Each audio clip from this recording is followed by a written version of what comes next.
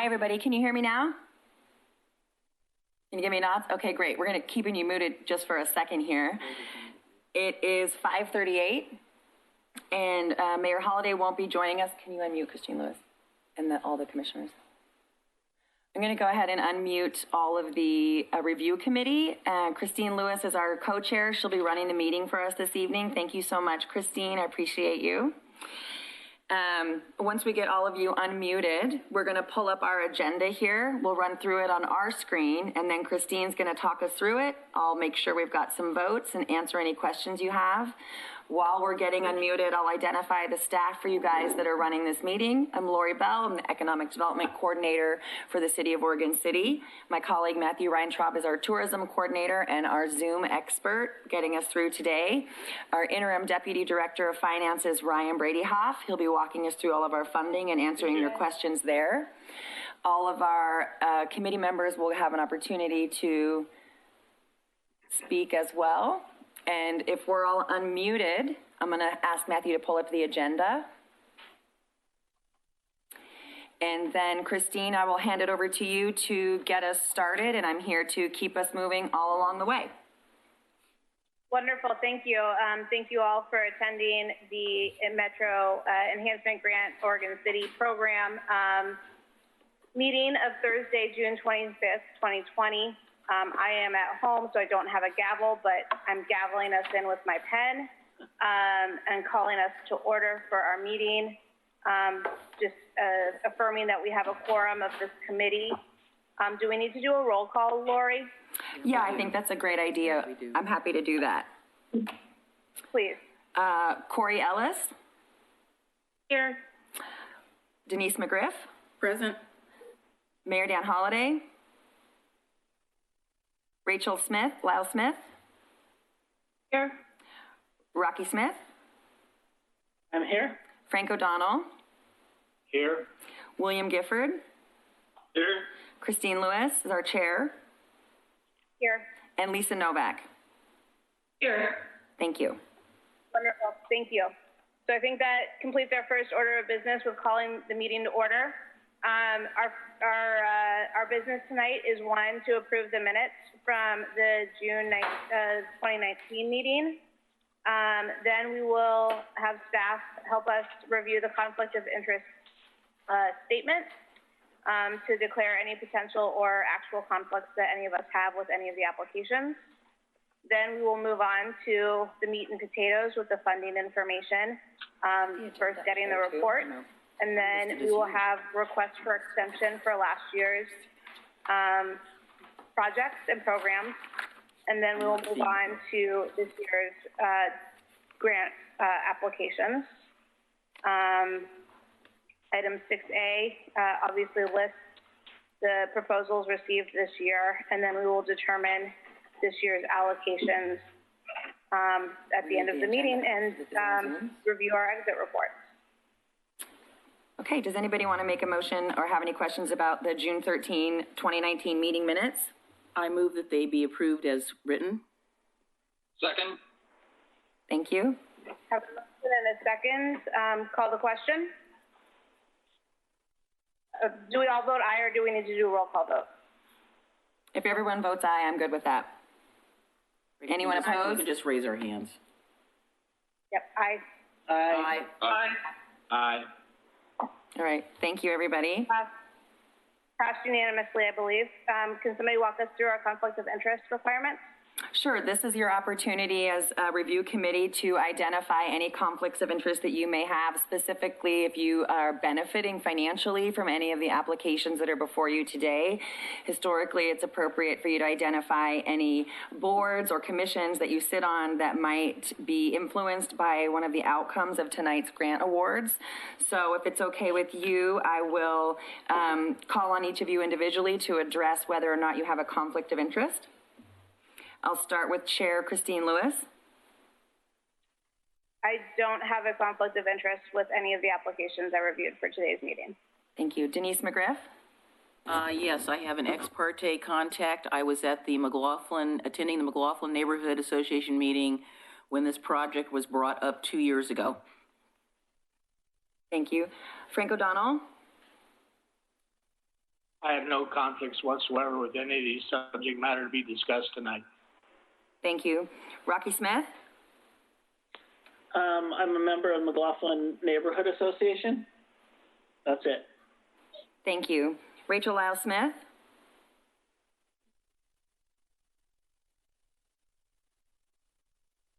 Rachel, do you have any conflicts of interest that you need to state for the record?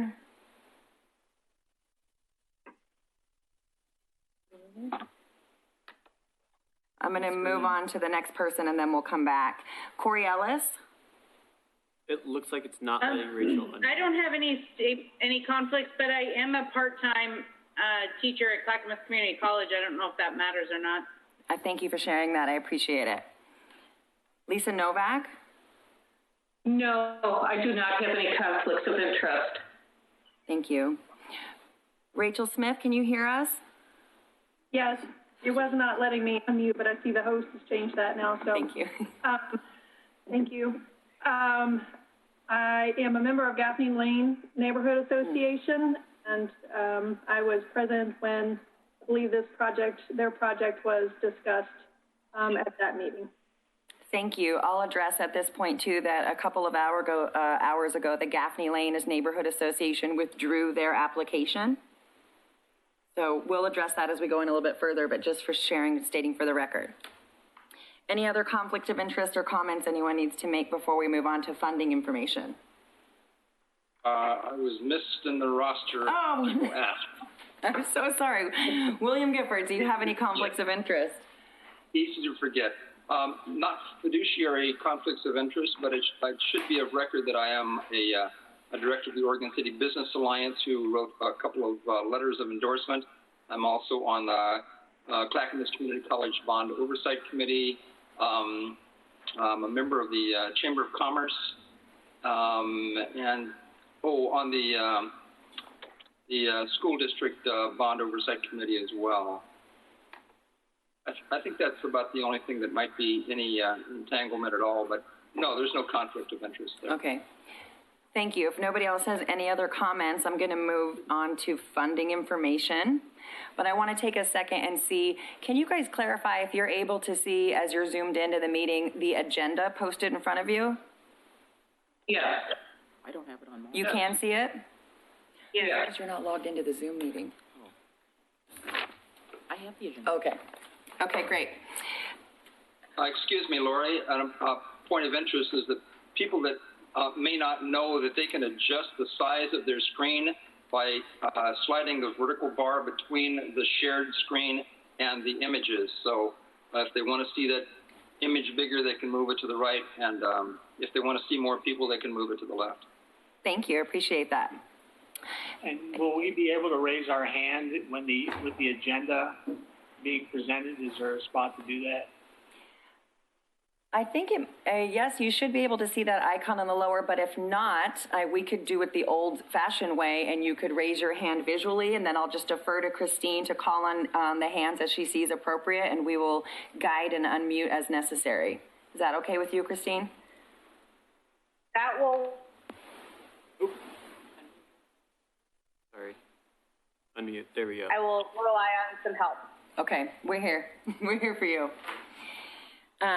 So the next item is item number 4. This is where we're going to talk about our funding information. Matthew's going to pull up a document for you here, and I'm going to pass it over to our interim deputy director, Ryan Bradyhoff, and he's going to talk to you a little bit about what you're looking at right now. Okay, thank you, Lori. Good evening, committee members. My name is Ryan Bradyhoff, Finance Department, City of Oregon City. So I'm going to give you some financial information here to hopefully help inform the decisions you'll be making this evening. So starting here with the grant request. As you know, we advertised $200,000 of grant awards. And here's the list of applicants that are requesting grant awards. So totaling this document showing $238,000, but actually we've got, as Lori mentioned, we have an update to this. And Matthew, if you want to pull that update up. Sure. As Lori was explaining, the Gaffney Lane Neighborhood Association withdrew their application right before the meeting. Give me 1 second to pull that up on the share screen. While he pulls that up, I'm going to back up for 1 second. I am so sorry that I missed a very important staff member that I did acknowledge, which is our Economic Development Manager, James Graham, is joining us on the call. Sorry.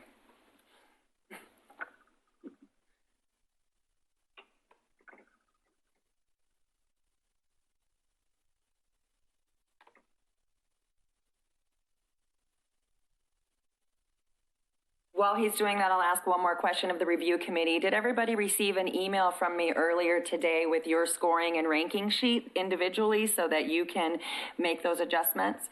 I'll make a point now just to clarify how this meeting runs, and what we're going to do is after we talk about funding, as Christine said, we'll talk about requests for extension, and then our 14 applicants will have an opportunity to make a presentation. At that time, we can take a recess, and any of the review committee can make adjustments to their score based on the information presented before them tonight or answers to questions that they may have.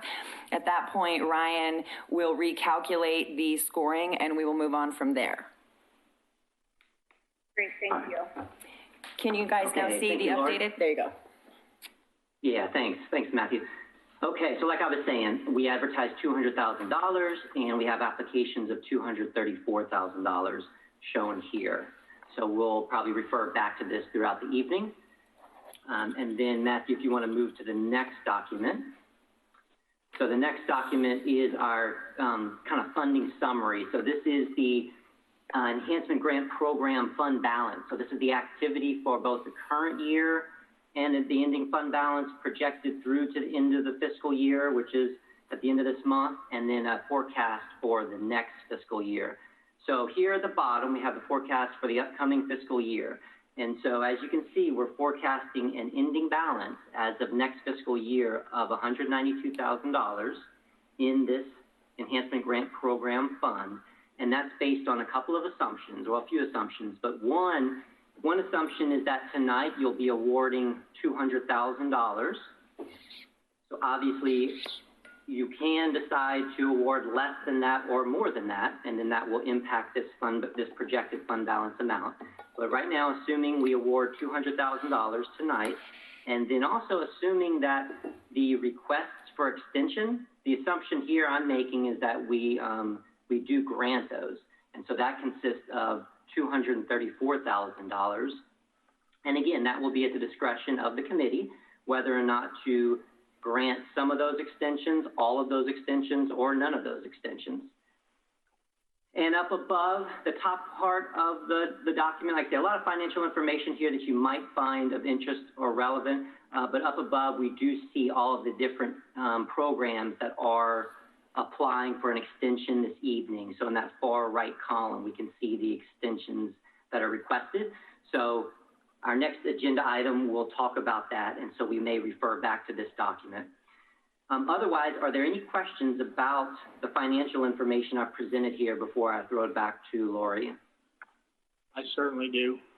Yes.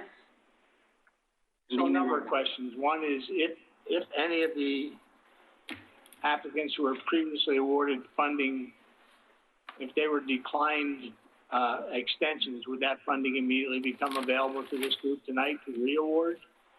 That's correct. Okay, and secondly, I note, and it's something of concern to me, and it leads me to be more conservative in the awards tonight. I noticed that some of the quarters that the revenue we generate are the declining proceeds. There seems to be a pattern of declining proceeds from what's customarily called the tipping fund or our Metro, that's the source of our Metro Enhancement Grant. My concern is a number of things. One is initially the decline in commercial operations, which is the #1 generator of funds, was probably offset by an increase in homeowners doing cleanup when they were at home, but I think that's going to fall off. So I'm concerned about funding this fund in the future because of the increasing declining funds.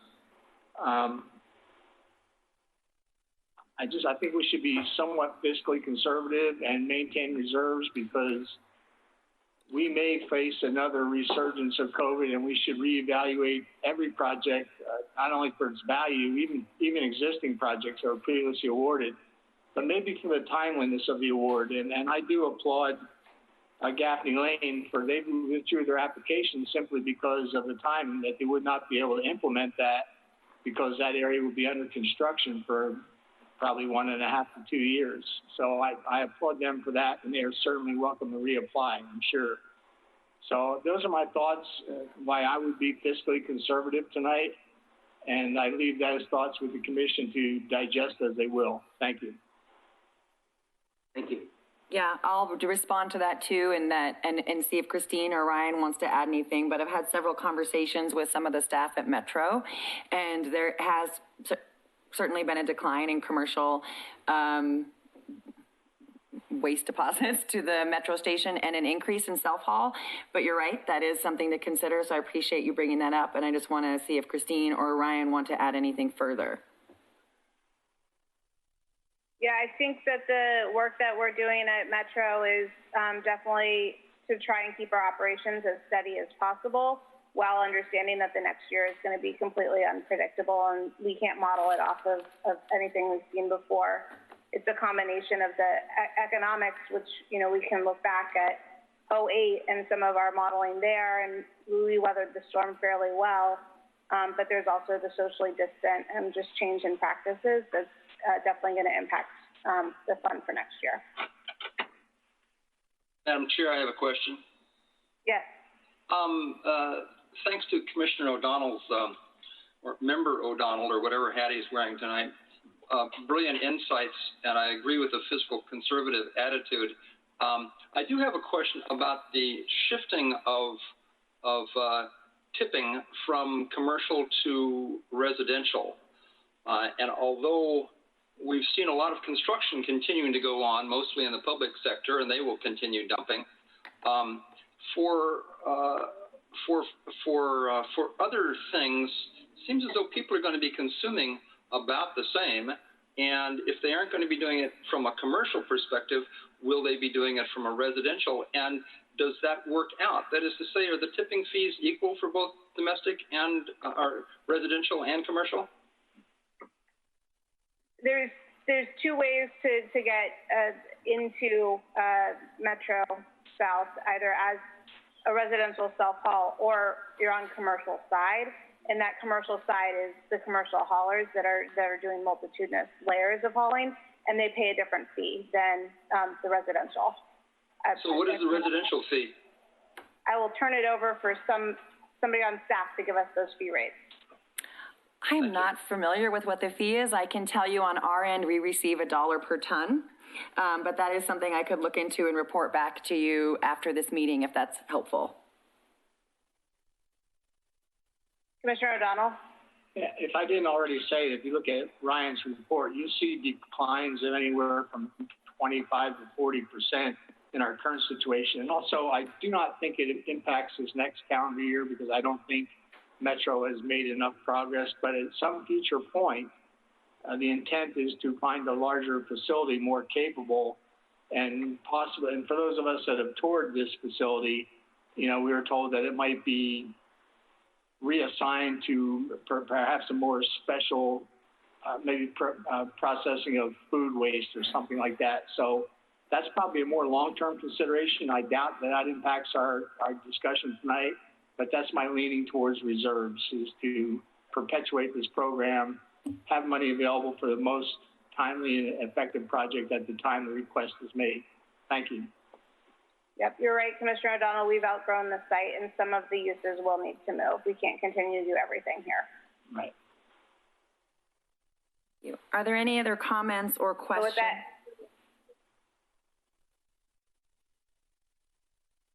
are there any other comments or questions on the funding summary or the grant requests that are going to be presented for you this evening? I have one. Denise? Chair Lewis, is it okay if I ask a question? please. So I had a concern about one of the applicants, and our funding boundary, as I understand, is within the city of Oregon City. Correct. And I believe, unfortunately, one of the applicants, their site is outside of the city limits. For extension or for awards tonight? For awards tonight. Award. Okay. I want to hear this because I thank you for pointing that out. Is it okay if we continue through with the Oh, no, we're request fine. for I'm just- extension first? Thank you. Yeah, I just wanted to make sure. I mean, I Yeah. thought that was the case, but I looked it up because I was not familiar with the location. Yes. I will say, in just a quick response to that, the terms of our agreement, and Christine, correct me if I'm wrong, are that grants can be awarded to an organization that serves the residents of Oregon City. So for example, we've had discussions in the past with Head Start, who was looking to build a facility nearby, but would be serving our residents. Right. So, but we can go further into that when we talk about the applicants, if that's okay. Sure. Yeah. They may be serving applicants. Yeah. But where they're located is Yeah. not. Regarding the outstanding extension requests, any other comments from review committee before we go on and start to talk a little bit deeper about these extension requests? Let's move on to the extension. Oh, Have William? we seen those extension requests? Matthew's going to pull them up now. I'm going to have to go into the packet Oh, yeah. because I didn't Me print too. that. And they're linked in the agenda for folks following along at home. We're at 5A. You can look under the staff report for the work that's going up on the screen.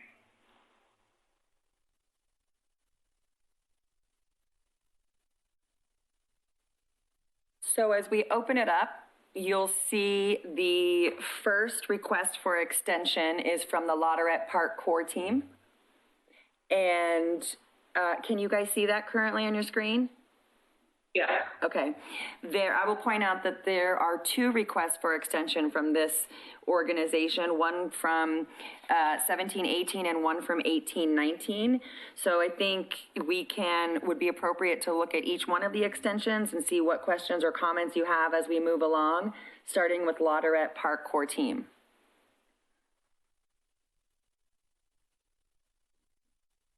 Does anybody have any concerns or questions? Nope. Yes, I do. Sorry, I was trying to find the mute button. Correct me if I'm wrong, but it seems to me as at the last city budget committee meeting, this project received a large piece of the budget. Is that correct? I was not at that budget meeting. Perhaps, I don't know if James Graham has any additional information about that, or any commissioners that are on the call. Yeah. Yes, that's correct. 400,000. $400,000 right out of the general fund, and now of course they need more. It's a big project, but it seems to me prioritizing things. So I don't exactly understand what their request is. They didn't finish what they agreed to do?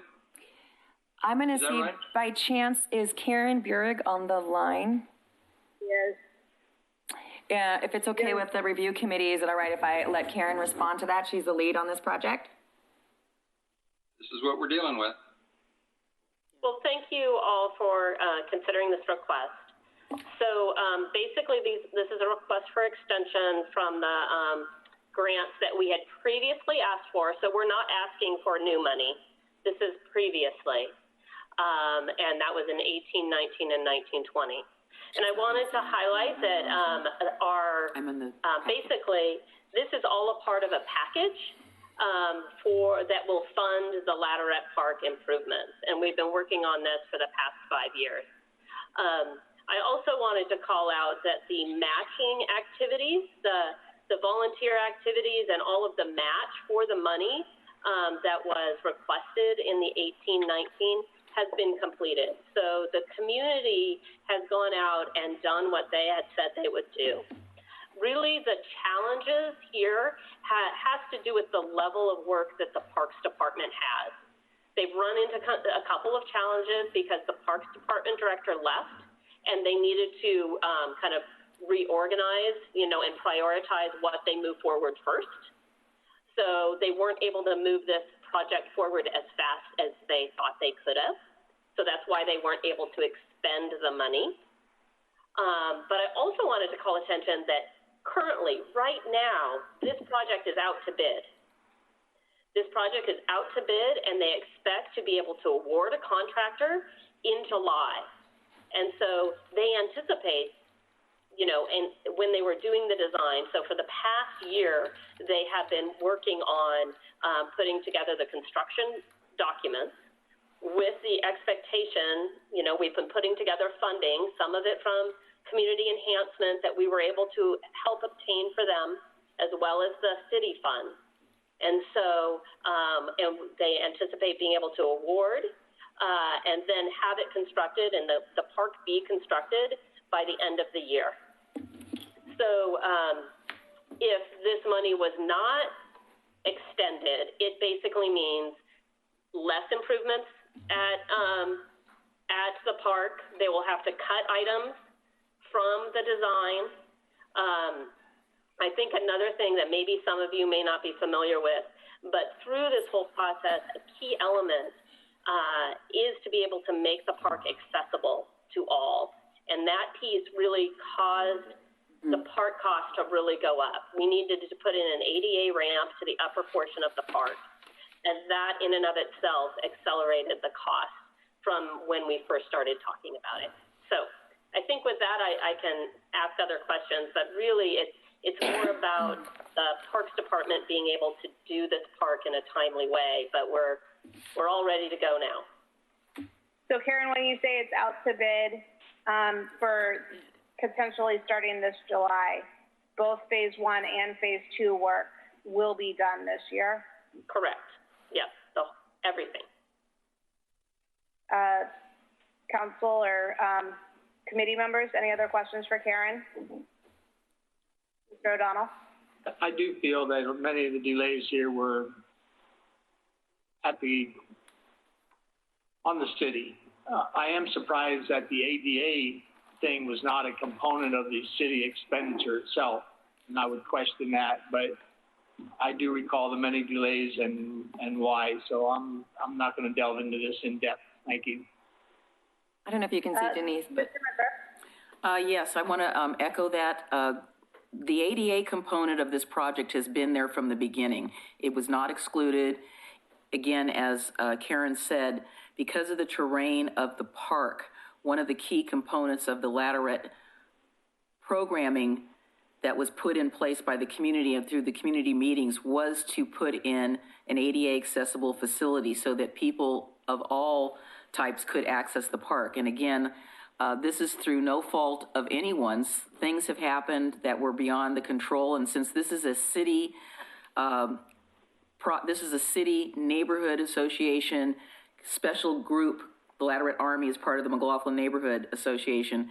This is a really amazing collaboration on this particular project, and I want to support us moving forward with the extension so this project can get done. Well, if that's a motion, I would second it. I'll make it a motion. Then I would second. Second for full extension of both grants. I'm just going to call the question. All in favor, please say aye. Aye. Aye. It did look like Commissioner Lyle Smith had her hand raised. Oh, shoot. Commissioner Lyle Smith, sorry. I did, and then I decided my question wasn't all that important. I was wondering if it was going to be completed in this fiscal year or in the calendar year. Karen? Calendar. What Denise from the Parks Department said is that they anticipated the construction to be completed by December. So again, we'll have a better idea once the contractor is on board, but they do have the bid out and they're going to select they'll award a contractor in July, and that'll go to City Council to, I think, approve. And then you'll be able to see that schedule, but they only anticipate it taking until December. Great, thank you. Did I hear any abstentions? I didn't call for any no's. Any no's? Great. Any abstain? Nope, okay, unanimous support for that one. Let's move on. I guess the next one is the Malala decorative banner. I did forward, I'll take a second if it's all right, just about an hour before this, you got some additional documents about this, and I believe that John Lewis, our Public Works Director, may be on the call to answer any questions you have about this request. Yes. Any questions? Lori, Yep. this is Rachel Smith. Can I just state the stuff that you sent out at like 4 o'clock or 4:30 today? I have not had a chance to see. So, can you? I guess I'm just saying, don't assume that we've all seen everything you sent out. It was sent out late. Sure. Thank you. I appreciate that. Yes. So I received a letter from the Gaffney Lane, a community member opposing the extension. And then I shared that with the applicant, who is Public Works. And then they provided a response, including their several letters of support for their project. And John Lewis, again, is on the phone to maybe tell a little bit more.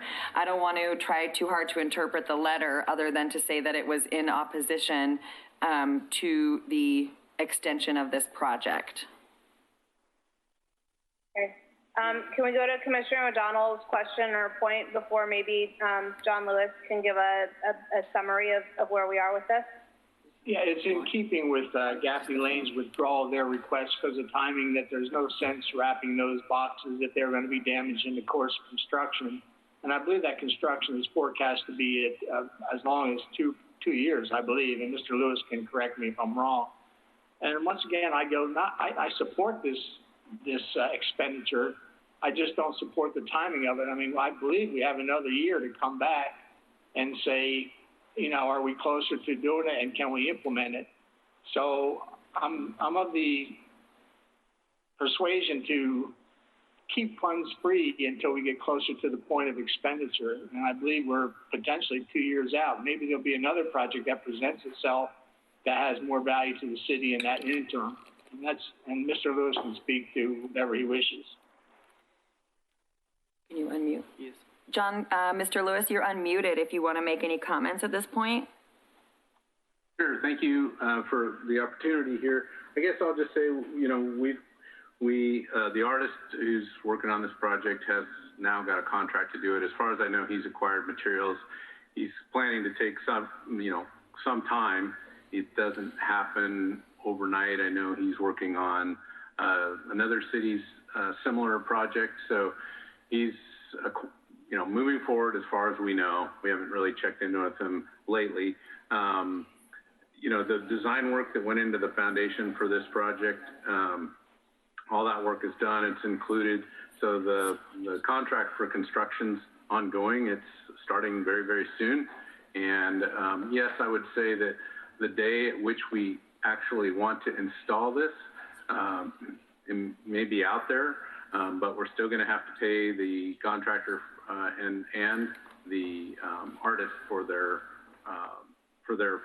role in the project. And so for us, it's an active project. If there's no certainty about getting an award in the future, that's kind of problematic for us. It feels very much like something that is a reasonable request in terms of timeline.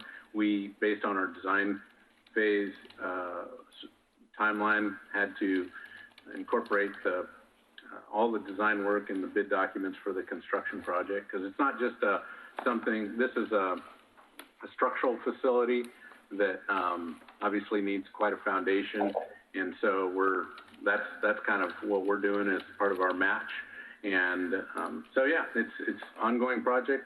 We think the timing is right. We originally intended to put this facility up as early as we could, so that we could also include project informational signage that would say a little bit more about the kinds of delays that were out there. Is that a deal killer? No, it's not. But we'd like some certainty that these funds will be held for our project, because we're committed to the project. Great. Thank you. Commissioner Smith has a question. Go to him. All right. Some of my questions were answered. John, could you remind me what intersection or where exactly that's going to be installed when it's installed? Oh, yes. It's near the intersection of Chardez. I think it falls right between Chardez and Lazy Creek Lane. There's a stretch of road there where we don't have signals and we don't have a pedestrian crosswalk, and it kind of, it's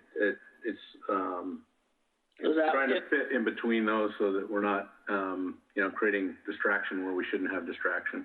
Okay. Is that in between, I don't have a map with me, so is that in between, like the post office and OC Point or somewhere out there? Right, that's correct. I think so.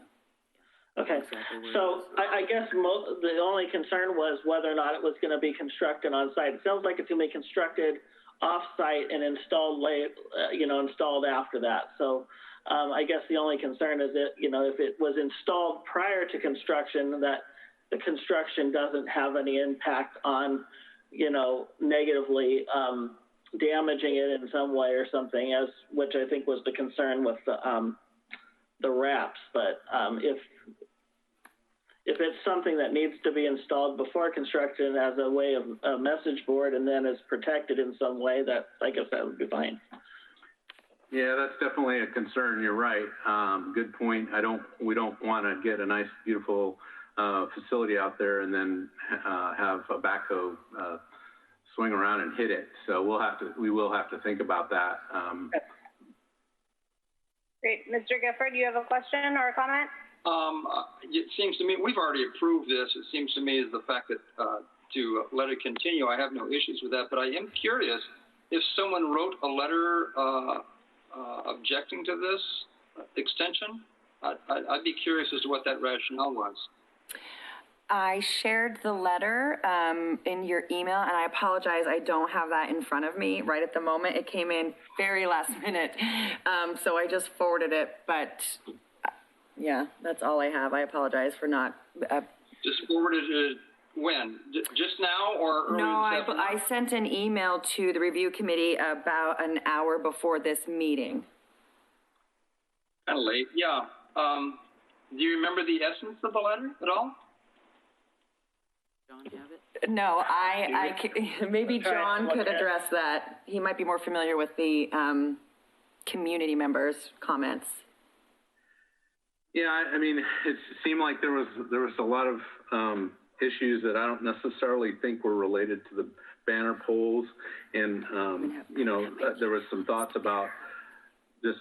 There was some concerns about our open house associated with it, but I mean, it wasn't all related to the banner poles. Some of it had to do with the fact that the letter came from the neighborhood, so the Gaffney Lane neighborhood, and they didn't provide a letter of support on this project, and so there's been a kind of a long-standing concern about this project. And at the time, we heard that pretty loud and clear. We kind of reached out to groups who might think more highly of that kind of a facility because it has the potential to be a community message board, if you will, that would reach more than just the neighborhood. So we heard from just about every other source that we kind of had the chance to reach out to that they were supportive of it. So we had a situation where we had a member of the neighborhood, and so that's the gist of the email. There's other things included in there that I was really trying to sidestep because I think they're different, but if you want me to read it, I can read it to you. I have it in front of myself now. That was sent us after 4 this afternoon, and I'm just reading it. It seems to me as though that particular amenity to this project is right smack in the middle of that neighborhood association, and they seem to be pretty vehement against getting that done. But I think a lot of it was the process by which it was done. Agreed with Wayne. The process was pursuing a long-standing idea, but yeah, I don't know. To me, it seemed like we went through the grant process. We didn't have support from, at that time, it was the representatives representing the neighborhood. I'm not sure when or how the neighborhood actually voted on that or where that came from, but I know the immediate reaction to that when we talked to the neighborhood about providing a letter of support was that the feeling is that banners and cross-street banners look tacky. So we figured, well, this one's a little unique. We're hoping to make it an art addition to the project. We thought we could deal with the potential of tacky, whatever tacky might mean. Again, we think it's a great community amenity. It's going to give a lot of community organizations the opportunity to, advertise their event. Excuse me, John. I think I understand your position on that, but I do think it would be decent to read this penultimate sentence on here that says, "It is unfortunate that a city department would ignore the wishes of the neighborhood that this affects, and even more upsetting that they can go behind our backs and apply for a grant that impacts us." That's pretty harsh. That's pretty strong. I'm reading the letter myself, and it's pretty strong opinion here. I concur with you, William. Commissioner Smith, you've got your hand up. Yes. So the topic of cross banners came up to the City Commission because we had to edit the code that allows cross banners in the streets that they're on. We made this a citywide program. There's designated street corridors where we felt like cross banners were most appropriate for traffic that is going through our city. The neighborhood, it's my neighborhood that I live in, I can tell you they have overwhelmingly been unsupportive of the Malala Avenue project. When this grant application came in, they were really in the, I'll say, argument of sorts with Public Works over the entire project. So I wouldn't be surprised I'm not at all surprised that the neighborhood would not support the banners. I can tell you when the City Commission heard this item of banners in general and corridors in which we wanted banners, there specifically, we identified them in our code, included Malala Avenue. So whether or not this project goes through or not, it's been supported by the commission. We've already opened that door to support them because we think there are specific corridors in our community that would serve our community well to have thoughtful placement of banners. We didn't want them all over the city. And so it's a lot of time and effort. I believe we sent this back to Public Works probably a couple times working on this item to make sure we got it right. I think it's a good project. So I think there's a lot of consternation between the neighborhood and the city about the whole project in itself. At that time, I will tell you, they did feel like the cross banner was tacky or wouldn't look good. But overwhelmingly, the City Commission received so much more support from other businesses who want to use banners, like our Oregon City Farmers Market and a couple of other businesses that advertise, that there was definitely more support for the banners than this one neighborhood. And it's my own neighborhood, but I still feel like it's a good project. And I like that we're trying to make it a decorative art piece. There's effort going into making it look nice and not tacky. If we were just sticking up a plain pole and putting a banner out there, I probably wouldn't be that fond of it either. So I'm really hoping that this artwork and this design leads to a product that our whole community is proud of and feel like it adds, like these banners add a way of communicating to things that are going on in our community that's important. My question for Mr. Lewis is, if we extend this, is this going to be, it sounds like you have work that is happening right now, and therefore you need these dollars in order to fund that work, which is the art and design of the banners and all of that. So my first question is that true? And two, is this going to be completed? How much will be completed in the next fiscal year by the time we reach this time next year? Do you feel like this project will be complete? Or are we going to be back here next year? Because I'm hoping that you're going to say the only thing left is construction for you to put it up whenever the construction on Malala is at an acceptable safety, where we're not concerned about construction. So those are my two questions. When do you think the bulk of this work is going to be done? What's going to be done this year?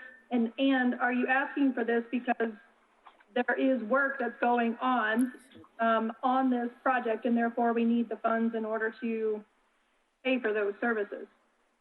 So, Mr. Lewis, you have those two questions. And then I have Commissioner O'Donnell and Commissioner McGriff both with hands up.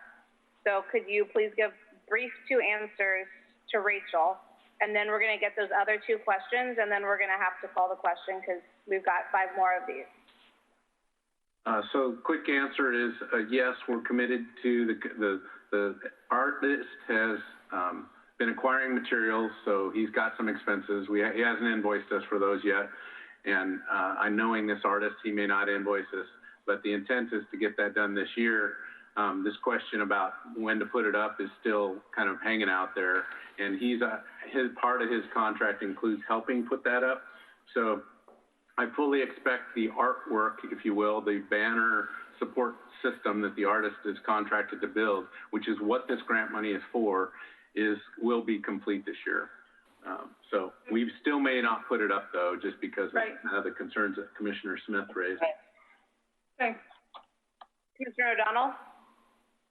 I think why this committee is struggling with this, Mr. Lewis, we get a report that says $25,000 has been awarded and $0 have been expended in pursuit of this project.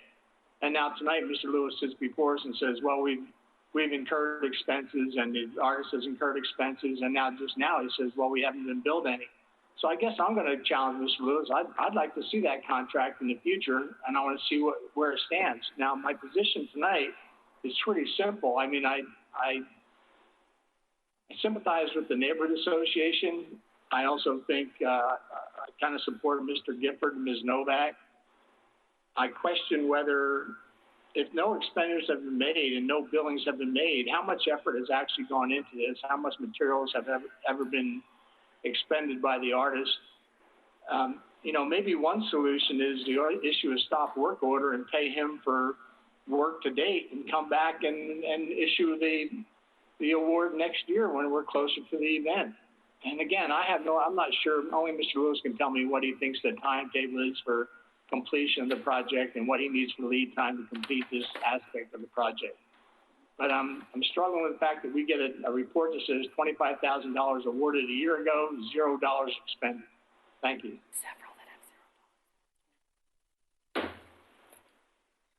You want me to respond, or? If you care to, it's up to you. Well, I mean, again, the most of the effort that's gone into this has been done on the kind of the city side with the Malala Avenue project, which is basically the work that's gone into the design work that our contractor is building. And like I said, the artist and our contract, we can definitely share that if that's of interest to the commission or this committee. We're happy to share that. There's no secrets there. And as far as the timeline goes, we fully intend to see him build this thing within this year. But and if it's the decision to pull this project, our only challenge with that is that while we paid for the design work and we've got that in the bid, we would really question whether or not we should actually build those foundations. That would be something that we'd have to get some direction from the commission on. And if we do build it, then how do we preserve that and make sure it's not a tripping hazard, those kind of things, where the foundation, would be sitting in the sidewalk. So, it's just kind of messy. We've been moving forward under the impression that this was a project that was fully supported, at least by the folks who provided the letters and this committee. And, our thought was we could deal with the concern that the facility would be tacky or not look good through the design work and the work with the artist. So, Commissioner McGriff? Yes, I think I want to try to separate the wheat from the chaff here. So we've got two issues going on. We've got an organization that does not support the Malala Avenue Streetscape project. And that is different from this banner request. And I want to make sure that everybody takes those two and puts them in their separate corners. So the cross banners, again, to concur with what Commissioner Lyle Smith said, was supported by the commission. We want to see this project move forward. I'm not trying to throw our weight around in this, but what I would strongly suggest is that we go ahead and move forward with this project. Mr. Lewis, you need to get a bill from the artist and get some of the money expended. Toot sweet is what I want to suggest.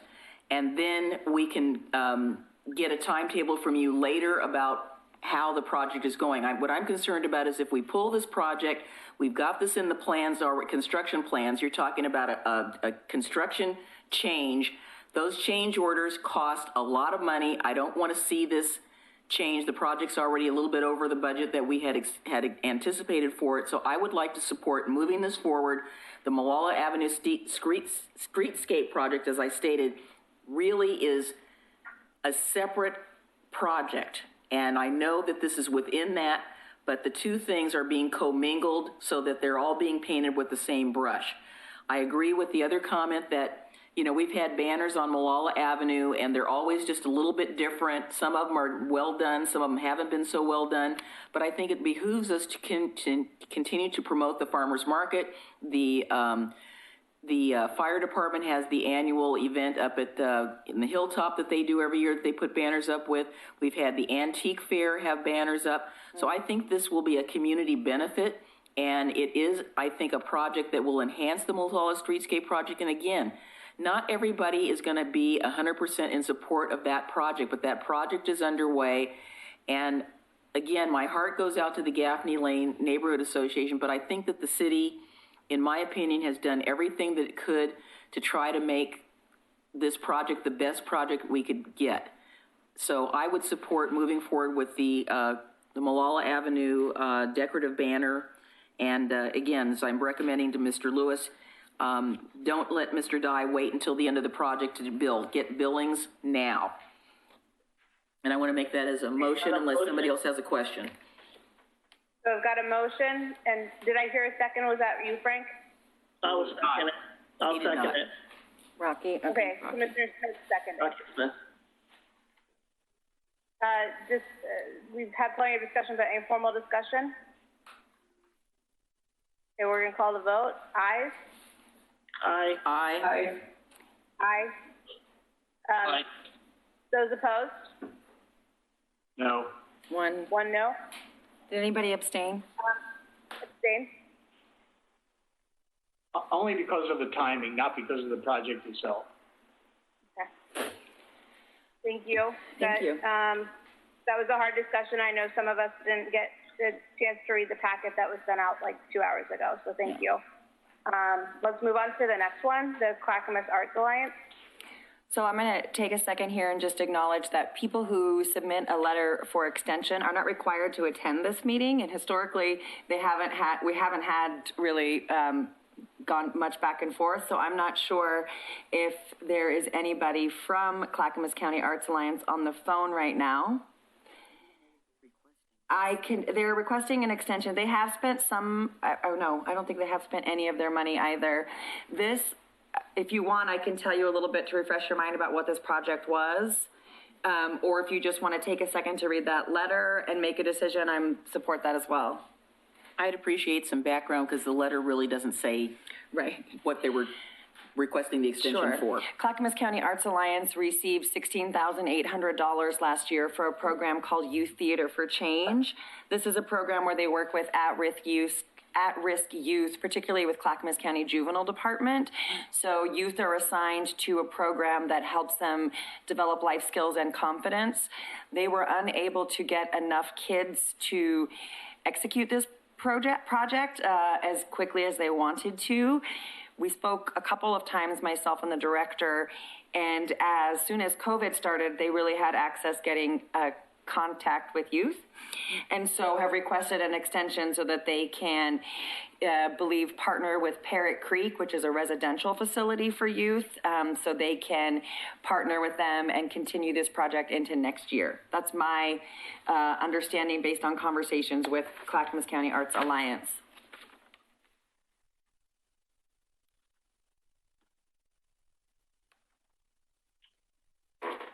What is the ask? They're asking for a one-year extension of their funds that were awarded last year. You said they spent some money? No, I misspoke. I'm sorry. They haven't yet spent. I would refer to this Commissioner somewhere. O'Donnell? My concern with this is in the course of an entire year, nothing has been accomplished. No expenditures made, no program pursued. I don't disavow the program. Once again, it's like if you have funds and you have a program that calls for you to do something in those funds within 1 year, why do nothing? And I know we're going to see a lot of these other applicants say COVID this and COVID that. COVID hasn't been in effect for a year, but that's not the issue here. My issue here is you've done nothing, and that's problematical to me. I think the program probably has merit. I hesitate to tie up funds when no progress has been made. Thank you. I do know that their executive director retired, I'm sorry. I'm just going to just share this for your consideration. And so they were without a director, not disputing anything. I just wanted to share that for the record. Commissioner Smith? Just to clarify, as far as I know, unless something has changed, none of these groups get the money.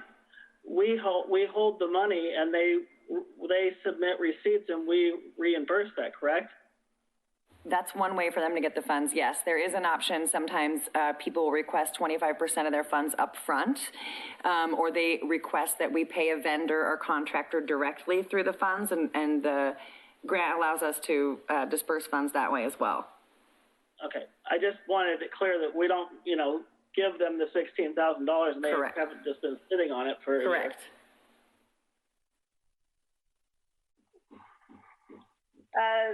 And Commissioner O'Donnell, just your hand back up. Yeah, simply, I understand what Commissioner Smith's saying, and I understand we don't send out the funds, but if funds are going unused for lengthy periods of time, can we anticipate that going on? And should we reserve those funds in case a project does come to fruition that we need to fund in the interim? But I'm pretty neutral on it. It's just an observation. My assessment is both the change in executive director, but also just in January hiring their program coordinator. Like clearly there's been some staff transition. I'm sympathetic because it's a 1920. We're about to get back into some years that I think are older. No, they're all 1920. But anybody else have any thoughts or concerns? Oh, Commissioner McGriff. I would say that I concur with Commissioner O'Donnell. I'm not unsympathetic to this, but what I don't see in this memorandum is any detail about what they have done to date. And then there was something in here about, we're talking to you about providing an alternative proposal. I don't, it's just a little bit convoluted as to what has happened. So I guess I'm in the same boat with Mr. O'Donnell. Mr. Gifford, and then Commissioner Smith. Oh, I was going to make a motion. I was going to concur with Commissioner O'Donnell and say I would move to deny this extension, but I can postpone that motion if Rachel would like to say something first. It's the other Smith. I'll second it just so you can continue discussion. I guess my question would be, the original proposal did not involve Parrot Creek, and the new one, the extension does, correct? That's correct. So they did groundwork in trying, this was a situation where they're dealing with staff changes. They were dealing with a program that couldn't happen because of the COVID restrictions and because of the lack of participation. They've made the effort and groundwork to partner with another organization in order to complete the project. And it looks to me like their hope is at some point in this year, with the COVID restrictions lightening up, if they do, that it might be a project they can do. So I don't have a problem with this. We have a motion that was seconded. So I did. Sorry. I seconded. I guess I would like to see if we do extend this, I would like to put a caveat on it that they need to provide more detail about what they have done and what they plan to do and how they're going to get this done, because clearly this email is insufficient in my opinion. Can I clarify? Commissioner O'Donnell? Oh, yes, somebody, yep. I was just gonna say, was that a motion to deny? Was that a second to deny this request? I seconded Mr. Gifford's motion so that it could be discussed on the floor. Okay, thank you. And now I've got Commissioner O'Donnell up. Simply because we're seeing a number of these requests for extensions where they have actually modified the program from the original award. We're going to see another one after this. And it's like this committee makes an award on the basis of a presentation, and then maybe depending upon the amount of modification, does it become something different or not? So a consideration for all of us.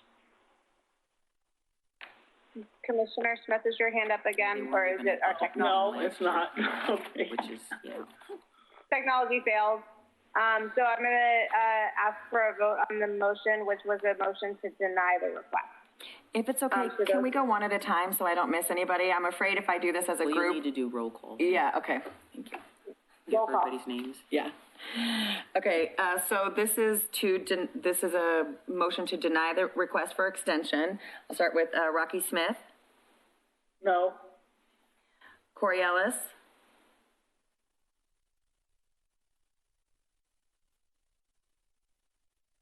Muted.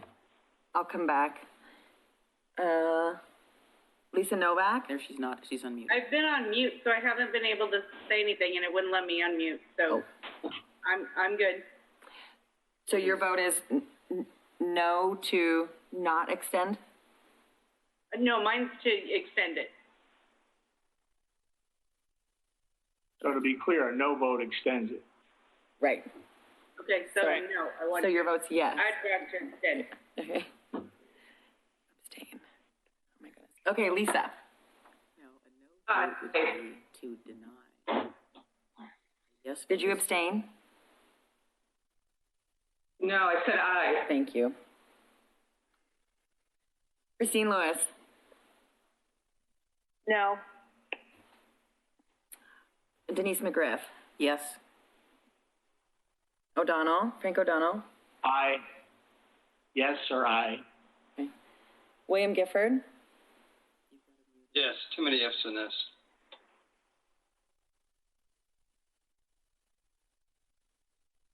Did I get everybody? Corey. Did you get Rachel? Rachel. No, Rachel. I'm so sorry. Rachel L. Smith. That's all right. Aye. I believe that motion passed. It does. I have 5 yeses and 2 nos. Okay. So we denied the Clackamas Community Arts Alliance extension. The next one in front of you is for, could you scroll that down, Matthew? Wait, scroll back up. Is Clackamas Workforce Partnership, the Connect to Careers. That is their explanation and update there in front of you. I'm not sure if anybody is on the call, but we'll take a look from Matthew and see, is there anyone there? Amy Black or? Yeah, hi there. This is Amy Black with Clackamas Workforce Partnership. I am on the call. I'm here with Molly Alshire, who's been implementing the program. So I'm under her name. Thank you. Do you want to speak a little bit to your request for extension, Amy? Absolutely. And I'm hoping this laid out pretty well what's been completed so far, and then the shift we'd like to make. In the before, we had made some of the, although the extensions for a pretty significant amount of the grant, we had made really good progress, we felt, on meeting our deliverables. So one of our deliverables was to train, essentially what we're trying to do is get work experiences to Oregon City youth, some high school age youth, so that they're able to explore careers, think about what path they want to take after high school. So part of that is a curriculum called 21st Century Skills, and our goal was to train 5 instructors. And we actually were really excited. We got 27 people trained in that, and they have been working with kids at CASE. Over 100 kids have been taking components of that. We had, so those two pieces were really underway. We had a few events. Another piece we were really trying to do is get career pathway information out to the community members. We were getting to where we wanted to go before COVID happened. I mean, I would say we had sort of plumped up some bigger events towards the end of the year. And so those numbers were not yet where we wanted them when everything shut down. But we've been working in the meantime to kind of reconvene. We've spoken with folks at CASE. We've then spoken with 2 other high schools. We want to, basically the conversation before all this happened was just helping them with kind of developing a toolkit for how to support kids with job exposure, work experiences. Now the issue with that is the risk, the safety risk and concern. So what we wrote in here and what people are interested in is doing that toolkit, but shifting to have to support them around how we do that online or in a safer way. The second piece is that the 21st century skills training has not been adapted to be completely done online. So we would like to shift some of the grant to get that course to a place where it can just continue to go forward online for the trainers. I guess so that's kind of the gist of what happened during the year and why we're requesting a continuation of the funds. Anybody have any questions or comments for Amy? So let's start with Commissioner Smith. Oh, Lyle Smith, sorry. So my question is, if I'm reading the overview correctly, has only $1,400 out of $34,000, is that all that's been spent? And essentially there's still $32,000 worth of activity still to be completed? $12,000 has been spent and $32,000 remains. I'm gonna look at my funding summary. Because the paperwork says, yeah, the paperwork says the grant was for $34,000 and 33,400. Yeah, then it's 400. Yeah. That was 44,400, I believe, was the amount. Yes, the original award from our end that we've been tracking is 44,400, paid out 11,000, which leaves 33,400 outstanding. That hasn't been, what we have invoiced and spent 11,000. If you want, we could pull up the summary, but this is, it's fine. I was just confused and not understanding because it had sounded like she had actually done a decent amount of work and moving this program forward. I just couldn't make the numbers align. So it sounds like you actually have spent, a decent amount of the money to at least try to get it off the ground. And then it's that the revised proposal, I guess, is $32,000. That'd be for the remainder of and I'm not sure why that number 33,400. I think there was just a number that got misprinted, but yeah. So basically the amount that is remaining that we haven't invoiced for is 32,000. So we're asking for those funds to be available for 2020 through 2021.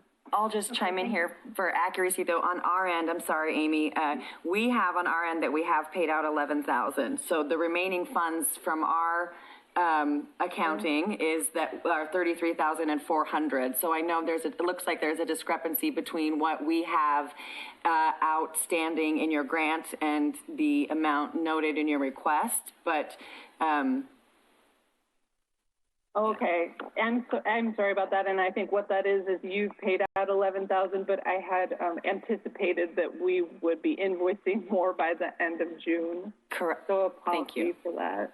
And that's a good point. You do have until the end of June. These funds are still available. Correct. Thank you. Commissioner O'Donnell? Yeah, I do want to say, I think some of the confusion is because we have, our report seems to indicate that they have only spent, that the award was $33,400, of which $32,000 remains. So we were somewhat put off by that. And I respect the fact they've made some substantial progress. I understand that their name is Clackamas Workforce Partnership. I see two other applicants that will be coming before us tonight. And one of them is the Internship Enhancement Project. That's through Clackamas. Are you one in the same organization? No, we're not. I believe we didn't submit a proposal for this year. We wanted to focus on the extension of this project. I believe the internship project was from Clackamas Community College. That's correct. In their career center.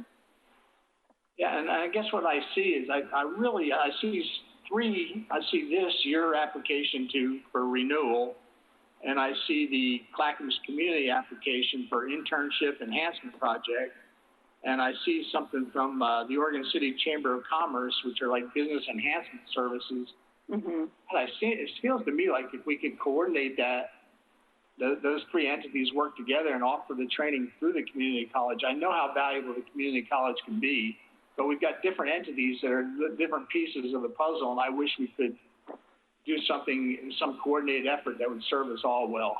Right. We actually work really closely with Clackamas Community College, and I think we actually wrote a letter of recommendation for that proposal, just talking about how we would be able to link up and partner. Mm-hmm. I think that the focus, we're really focusing on what's happening in the high school, and not to be putting in a vote for another grant, but their work would really help their career center there with internship planning for their students.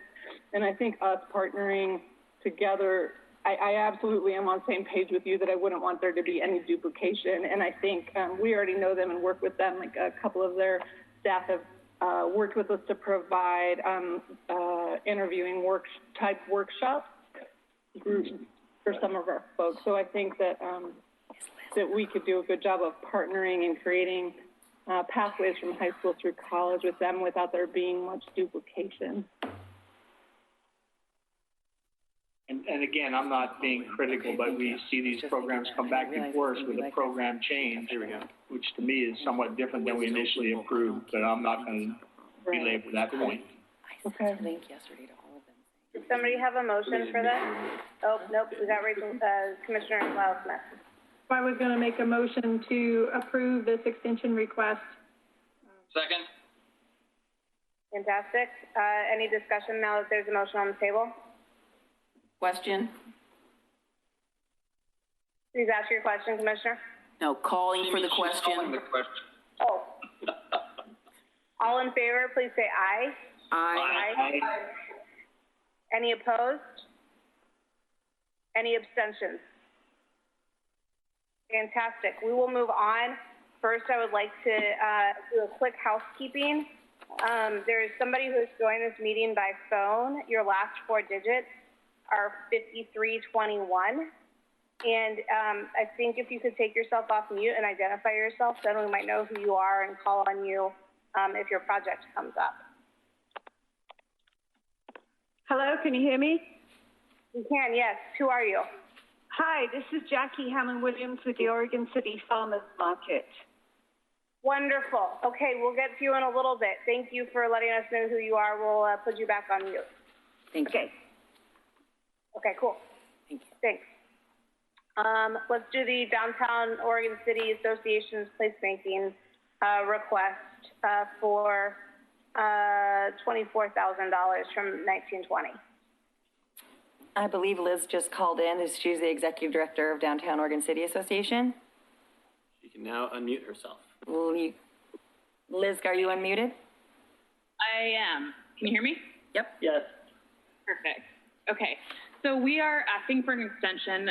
We've spent a little bit more than half of the money so far. We did hire a full-time employee to put on the summer days, first city celebration, the 5K last year, all sorts of things over the course of the first 6 months, July through January. And then she actually found another position, so we hired an event planner to do the rest of the projects for this year, including a couple of wine walks and First City Celebration again. But unfortunately, we are not allowed to put on any events this year. So we're asking to extend the money so that we can use it in the future for events that we have to, we're trying to figure out how to use it for the events and make it safe for everybody. So we're kind of in a figuring it out process right now. And there's potential to use it for some money or some events in the future. So that's my, I'm hoping to use it a little bit this year too. Great, thank you. First question from Commissioner Lyle-Smith. Thank you. Lori or Liz, you might can answer this. So can you tell us what was the original grant amount? And because now I'm not sure if the $24,000 that's on the paper is what the extension is or what's left, or can you explain? Sure. The original grant award was for $46,000, and they have we've paid $22,000 of that grant so far, so $24,000 remains. And so my second question is probably more for Liz. Do you think you will be able to spend the $424,000 by the end of this next grant fiscal year, which would be through the end of next June? That's definitely the goal, and I think we'll get there. We're looking at some other kind of opportunities that we might be able to spend that money on to support some placemaking downtown besides events, but just to bring beautification projects and things like that that kind of fit the goal of the original placemaking grant, but it's just using it in a different way. But I think that if we can work that out, that we won't have any problem spending that money this year. So I like the work that's been done to date. I will just say my challenge is it's hard for me to grant an extension with no proposal on what the actual work is. And I don't think this committee has a chance to go back and review what the plan is and how the money's going to be spent. It's kind of like extending a blind extension. And normally in contracting world, you would never do that. So we're being asked to spend money when there is no plan, no real plan in place for how it's going to be spent. And that makes me hesitate a little bit. And I know the work is good, and I know you guys have done a great job. I'm just voicing. And I don't know if there's a way to circle back on this item once a plan could be put together. But I don't know that we've ever done that before, but so I'll leave it at that. Madam Chair, you're muted. Yep. Christine, can I jump in right now? I have my hand up. Yes, please. Thank you. I'm just going to say for the record that I represent the City of Oregon City on the Downtown Oregon City Association Board. So I am intimately familiar in what this proposal extension is. I believe Ms. Hannum outlined very aptly the programs that they put on to date, and the organization did have it had 4 wine walks on their program, plus the First City Festival. And as you know, through no fault of their own, and I know Commissioner O'Donnell doesn't want things to be blamed on COVID, but it certainly put the kibosh on their placemaking activities, because what the board is in the process of doing right now is formulating a plan to do some events, but we are carefully working with the county and the state to make sure that the events meet the COVID guidelines. And since they are changing rapidly every day, it has been somewhat difficult to put a program out there that we get reviewed without it being changed, because, it gets looked at, and then the second thing we find out after we've submitted is that, never mind, we can't do that. So I really want to strongly support extending this, because, again, we are all on uncharted territory with this. And the extent that we can do some events, the organization would like to do that. Right now, the requirement is it's 25 or less, and there's a time limit in terms of the hours that you can do it. So they are working with some of the downtown vendors to find out what might be acceptable to them.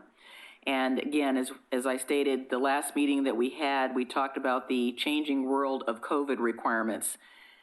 So I want to support us making this extension, and I'm assuming that I can make a recommendation at the next board meeting that whatever plan they come up with obviously is going to be submitted to the Metro Enhancement staff, because they need to make sure that it's in alignment with what the original purpose of the grant was. But they have done a lot of work already.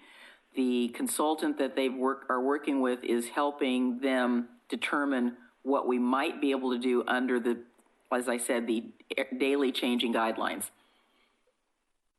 Yes, I actually had a conversation with our event planner today, and so it looks like we're probably going to end up spending most of that money on another Best of Oregon City gala type event.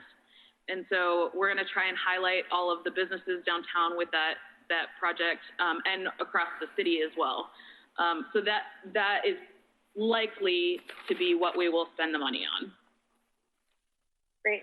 So next I have Mr. Gifford, and then I have Commissioner O'Donnell. And if the two of you can go back to back, and then we'll get responses to both questions or both comments. Just a point of clarification from Ms. Hannum.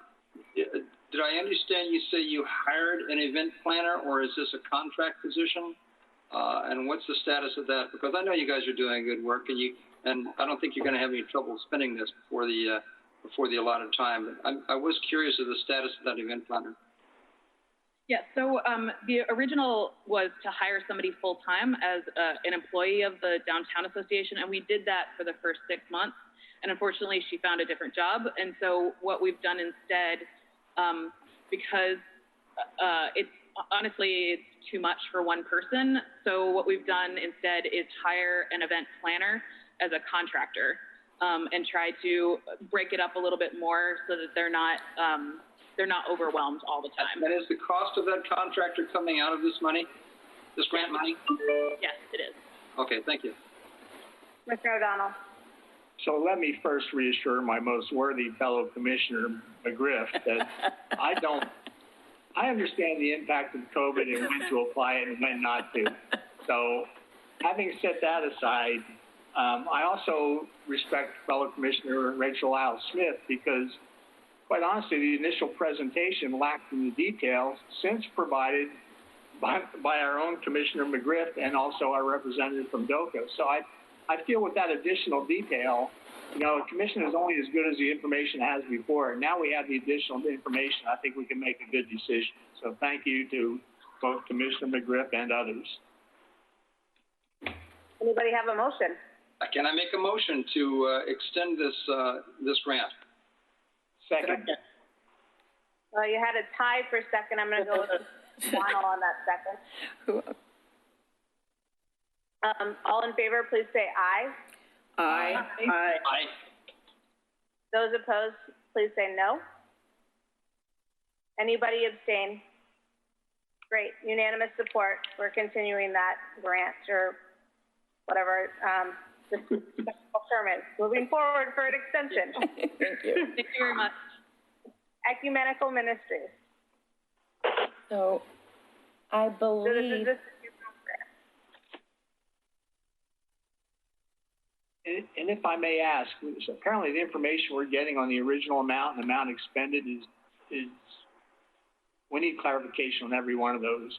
The reports seem to have some erroneous information. Sure. I think it'll be a timing issue since we're not done with the fiscal year yet. Well, there's expenditures to date. That's what we care about. Yeah, the expenditures that we have noted are very accurate. I trust our department. Those are bills, those are monies that we have spent. So I think the only one that has had a discrepancy so far was that Clackamas Workforce Partnership, and her explanation makes sense to me, in which they are putting in the number which they're expecting to spend next year. So that difference, we have yet internally not received those requests for funds yet. So the matter at hand is Ecumenical Ministries. Have they spent any amount of Was 26,250 the original award? You know, I believe we have them on the phone because they have an application in this year as well. And we should also note that their extension request is only through August.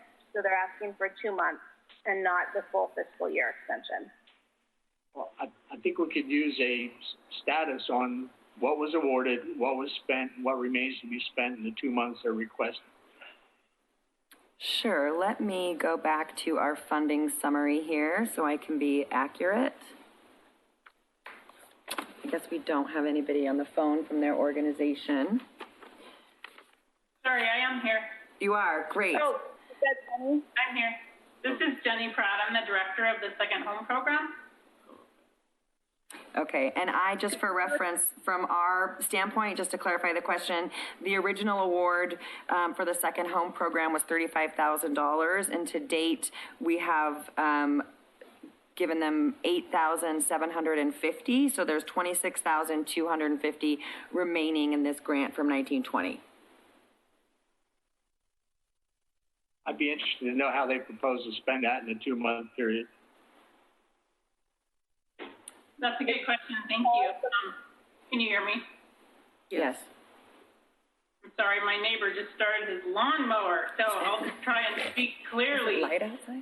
We don't necessarily know that we would spend the entire $26,250, but we wanted to be respectful of your funds and your time, and asking for an extension seems like a gift to us to be able to continue the work. So we thought that August seemed reasonable, especially since we're asking for a grant for the current school year, which would start in September, but the work would start in July as well. So there would be some overlap. So we don't necessarily think we'll spend that much, though we might, but that's what's remaining. And that's why we asked for the extension through the end of August, just out of respect, and it felt like that was reasonable for us.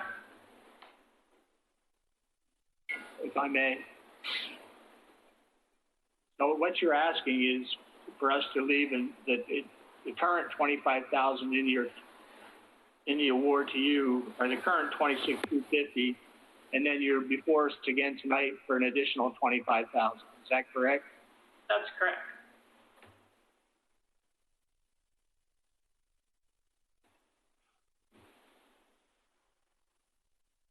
If you felt that it was appropriate to ask for a longer extension, we would definitely be up for that. We were just not sure what was appropriate to ask in the case of an extension. Commissioner Lyle-Smith and then Mr. Gifford. Thank you, Chair. Can you tell us what the plans are between now and August, like what work you're going to do? Sure. So we actually have done quite a lot of the work. One of the challenges was in our internal billing system, did not bill for the work that we did. And that was a combination of our team. So Second Home is one program of 8 within Ecumenical Ministries of Oregon. So each team does time studies. We code our time according to the regions where we worked. We didn't have our code correct for some of that period, so we were not able to bill for the time that we actually put into Oregon City. So that's the reason for some of that lack of billing. And then also because we work with the school districts, when the school districts had to close, it slowed our work with our students. And so we're hoping that now we have a new way of working with our students, which is mainly virtual calls. But we're now working more closely with our students and our home providers, and we have a new process in place by which to bring new students into the program that fits with the state guidelines for the different phases as we reopen. And so we're confident now that if students are in need over the summer, we'll be able to put them in housing. And at the very least, we have a good system of communication for our current systems and our students and home providers to provide them the support that they perhaps missed out on in the spring. Specifically, we like to make sure our students, as we end the school year, have a transition plan for the summer and the following year, whether that's if they're progressing to the next grade level or they're going on to college. And we did not get to have detailed interaction with them to put those transition plans in place. So that's one of the things that we'll be doing over the summer. Great. Mr. Gifford and then Commissioner O'Donnell. Thank you very much, Madam Chair. The question that I had is, what assurance does this committee have that if you weren't able to spend the last grant money within the time allotted, that we would expect that to be spent this? It's a two-part question. And secondly, and perhaps this is more in alignment with when we actually review the applications, is this going to be an ongoing project where you would expect this grant program to be funding this every year? Well, I'll answer those in reverse order. We do plan to continue working in Oregon City, and we have a partnership. As you know, Second Home is a partnership with Ecumenical Ministries of Oregon, local school districts, and then the local dispute resolution center. So we have a current partnership. We're working closely with Oregon City school districts, specifically the McKinney-Vento liaisons. Mary Ellen Winterhalter is the McKinney-Vento liaison in Oregon City. As well, we work with Clackamas Resolution for our dispute resolution center.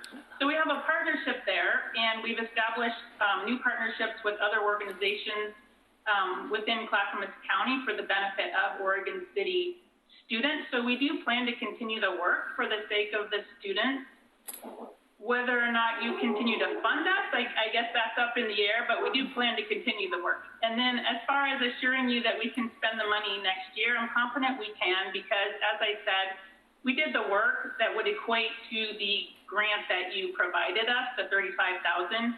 Part of our problem was in our internal billing system and the coding of that work, so it wasn't billed. We did the work, it wasn't necessarily billed correctly. So from here on forward, we are correcting that problem and we'll be billing correctly as we move forward. And some of the money was billed, and then like I said, as you can see in the paragraph in our email that we sent, we had kind of an intersection of a variety of situations. One that was that I was on sabbatical February, March, and April, so I wasn't there to correct this problem and highlight it to our billing staff, as well as when COVID hit, we had to change our focus from everyday operations to a more emergency operation for all of our programs. So everyday billing took a back seat for a little bit, but we are back on task now. Great. Commissioner O'Donnell? Ms. Pratt, can you tell this committee, do you tonight have the amount of the unpaid bills that you would like to fund out of the remaining source of these original funds?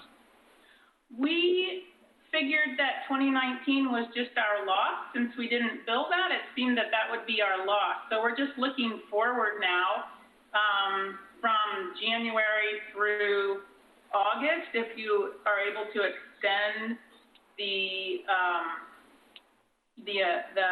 grant period for us, we do think that we can bill for the time that has been spent in Oregon City. I do not have an exact figure for you tonight, I'm sorry. My concern is any business entity, whether it's nonprofit or for-profit, they rely on an income expense transaction month to month, and it's concerning to me that we don't know where you don't know where you're at even. So. Well, if I could just interrupt for a moment, we were told that nobody would be speaking to these extensions, and so I didn't come prepared to speak to the extension. I thought that we thought that that would just be approved or not approved, and then we would just speak to the grant process for 2021. So I apologize, I didn't come with those numbers ready. We also were told just to have one person present online tonight, so we don't have our billing representative here. I can get those numbers for you if you would like by tomorrow. I'll leave it to this commission. It's just unfortunate. I know that the notifications tell the applicants that you are free to speak before this commission. So I would have hoped we would have had a higher level of preparedness, but I'm not here to beat you up on that point. Thank you. Commissioner Lyle Smith. Thank you. So, I guess where I'm at, is that I feel like right now, Ecumenical Ministries or Second Home, whoever's doing the invoicing, can still invoice us from January through June expenses, and that would still come out of the grant money that remains. I see Ms. Bell shaking her head. Yes, I believe that's the case. Yeah. And therefore, I'm inclined to not approve this extension and then move on to the grant. That's the second grant that we're going to talk about later and evaluate it on its own merits and just move forward. That would be my proposal and motion. I'll second that. Everybody seconds it. Okay, somebody seconded it because we all seconded it. Any discussion? Question? All in favor? Yes, McGriff. Calling for the question. All in favor, please vote yes. Are we voting yes? I'm sorry. Are we voting yes to deny the extension, or are we voting yes to extend the extension? I'm sorry. I just want to clarify. Commissioner Lyle Smith moved that we were going to deny this request of extension. I guess the clarification is that they go ahead and bill for the way Commissioner Lyle Smith stated it, that they go ahead and bill for that remaining dollars. That way you guys will be made whole. Do you understand that? I don't believe that was the motion. No, I'm just saying that was what she was recommending. That wasn't part of the motion, but I'm looking at the applicant saying, do you understand what Commissioner Lyle Smith said? Yes, we will do that. Thank you. Okay. And Lori, did you get that as well? That yes, thank you. Gonna come to yes, you have until June 30th, and any expenses that you've incurred during that year are eligible for us to reimburse you for or pay by June 30th. And if I'm hearing you correctly, then we have a second to deny a request for extension for any funds that are not spent after June 30th. Right. What? What's the second part of that? The second part is, I believe we have a motion to deny the extension for request. Request for extension. I said that backwards. I think we just voted on that. Okay. All right. And it was unanimous. No. I think we need clarity here. We had different motions on the floor. One was to simply deny the extension, and then the conversation came up about allowing the applicant to pay all bills incurred prior to July 1 of this year and return the balance to to the fund. Is that? But you don't have to make a vote on that. That's the policy and procedure that we were just, I think the committee was just clarifying. Yeah, letting the applicant know that they still have through June 30th to submit any invoices. As of June 1st, anything that remains, you've just voted July 1st. Yes. You've just voted to not extend. Okay, so a simple non-extension accomplishes that without any additional verbiage. Correct. Okay. I don't think we voted yet, though. Didn't vote yet. No, we need to vote. Again, if you're in favor, please say aye. Aye. Thank you. Opposed? Abstain, anybody? Okay, great. Let's move on to the next one. Okay, and this one, I'm not sure if we have this applicant for extension, Ann, or anybody from her organization on the phone or on the call to speak to this. If so, raise your hand.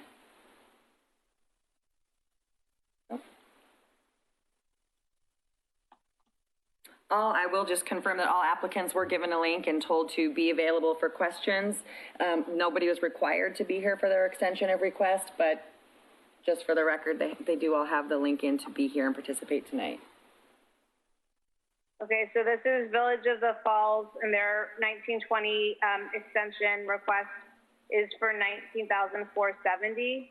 And Lori, can you remind us what full funding was and what portion of this that is? Sure. 1 second.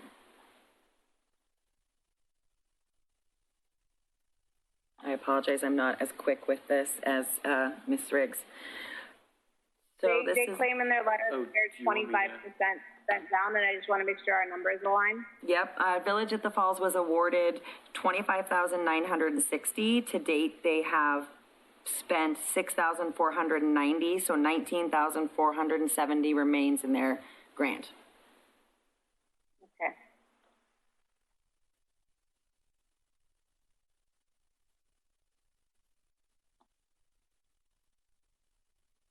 Any discussion of this? It seems as though they had just kicked off in March, and COVID hit. they have some momentum. They've spent some of their funds, but they're stalled because of COVID. I'll move to extend. Okay, we've got a motion. I move to extend. Do I have a second? I second. Thank you, Ms. Ellis, as seconded. Discussion? I have a question for Ms. Bell. Sure. I'm trying to understand the end of their letter. Are they planning, for their extension, are they only asking for 25% of the remaining funds, or what do they mean when they say we expect to request an additional 25% of the grant within a few weeks? That's a really good question. I don't know. They actually can't receive 25% of the funds without submitting invoices. So I haven't had any additional discussions with them about what that looks like, and whether they intend to send invoices for expenditures they've had, or if they are looking to get a contractor paid directly, possibly. That's 25% of their 19,000. I'm not clear either. I'm sorry about that. Okay, so either way, regardless of the confusing line in their letter, the motion, I believe, is that we just extend. That was the motion. Any more discussion? Well, we could potentially do what we just did and pay invoices through the end of this period also. Which we don't still have an extension for. They're asking for us to do something different. Yes, I see it. Hearing no more discussion, those in favor of the motion, please say aye. Aye. Aye. Those opposed, please say nay. Nay. Nay. Nay. So I heard, Lori, can we please do a roll call? Yeah, thank you. I appreciate it. Thank you, I appreciate that. So just to clarify this, the motion is to extend the award amount. Let me start a roll call. I know. Thank you. Christine Lewis. Aye. Denise McGriff. Aye. Rachel Lyle Smith. Aye. Frank O'Donnell. No. Rocky Smith. No. No. William Gifford. No. Corey Ellis. Aye. Lisa Novak. No. The noes. So that extension was denied. But as we mentioned before, they do have through the 30th, so whatever is submitted to us between now and then will be paid, and then the remaining funds will be returned to our enhancement grant fund. Great, thank you. So we are done, if I am reading my packet with extension. Thank goodness, because we have a lot of work ahead of us. Everybody shake it off, and we're going to move on to agenda item number 6, which is the work of awarding new grants for this fiscal year. Okay, wait. If staff could help me, orient folks to how we're gonna do this, but I know. my understanding is we're gonna just go Interrupt through, application by application and give folks a couple of minutes to make their pitch. Yeah, I have to interrupt really quickly. I'm so sorry. That last vote was actually a tie. So I have 4 yeses and 4 nos. There are 8 of you. The motion fails. So the motion fails. No, the motion fails because it was a motion to extend, yes. You said no twice. So you have to, they have to make a motion to. I don't think they actually counted deny. both. So now I need a motion to deny the extension, please, if somebody would be so kind as to do that. Or not kind. Do what? Why, is that not the flip side of the motion we just did? Just to make it clear. Yeah. Just to make I it don't think you need clear. another motion for that. Yeah. The motion failed. Oh, the motion failed, so now that, okay, I'll make that motion. Oh, no, I can't because I'm sharing. According to I'll make the Parliament. motion to deny the extension. Just make it clear that even though the motion was a tie and it failed, Robert's Rules of Order, I think, would dictate that a motion be made to actually officially go ahead and just deny it so that it's not in. I just made that motion, Ms. McGriff. You did, I know. Made the motion. Will we not be in the same position where we have a tie vote and then the Yes. motion will fail? Yes. We don't know that.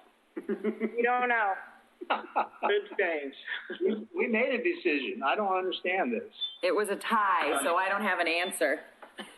No, the rules of order such that if the motion is made and there's a tie, the motion fails. Failed. The motion was to approve. I withdraw my motion. Thank you, sir. Can you do that? I'm looking at Okay, it. so we're not moving on. We are stuck. Does anybody think they might change their opinion, and want to make a motion to that end? No. Denise is looking up the rules here. I do not have a reference book for a situation such as this, so I appreciate your patience.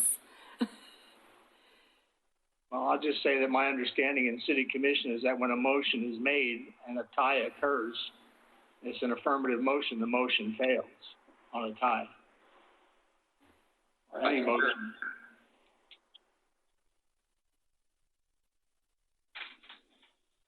I'm getting there.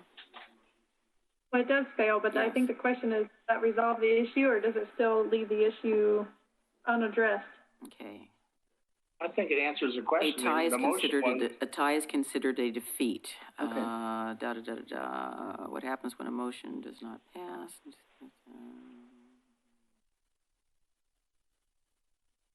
So the motion, failed Fails. to approve the extension, but that doesn't necessarily mean that the motion, that they don't get the extension.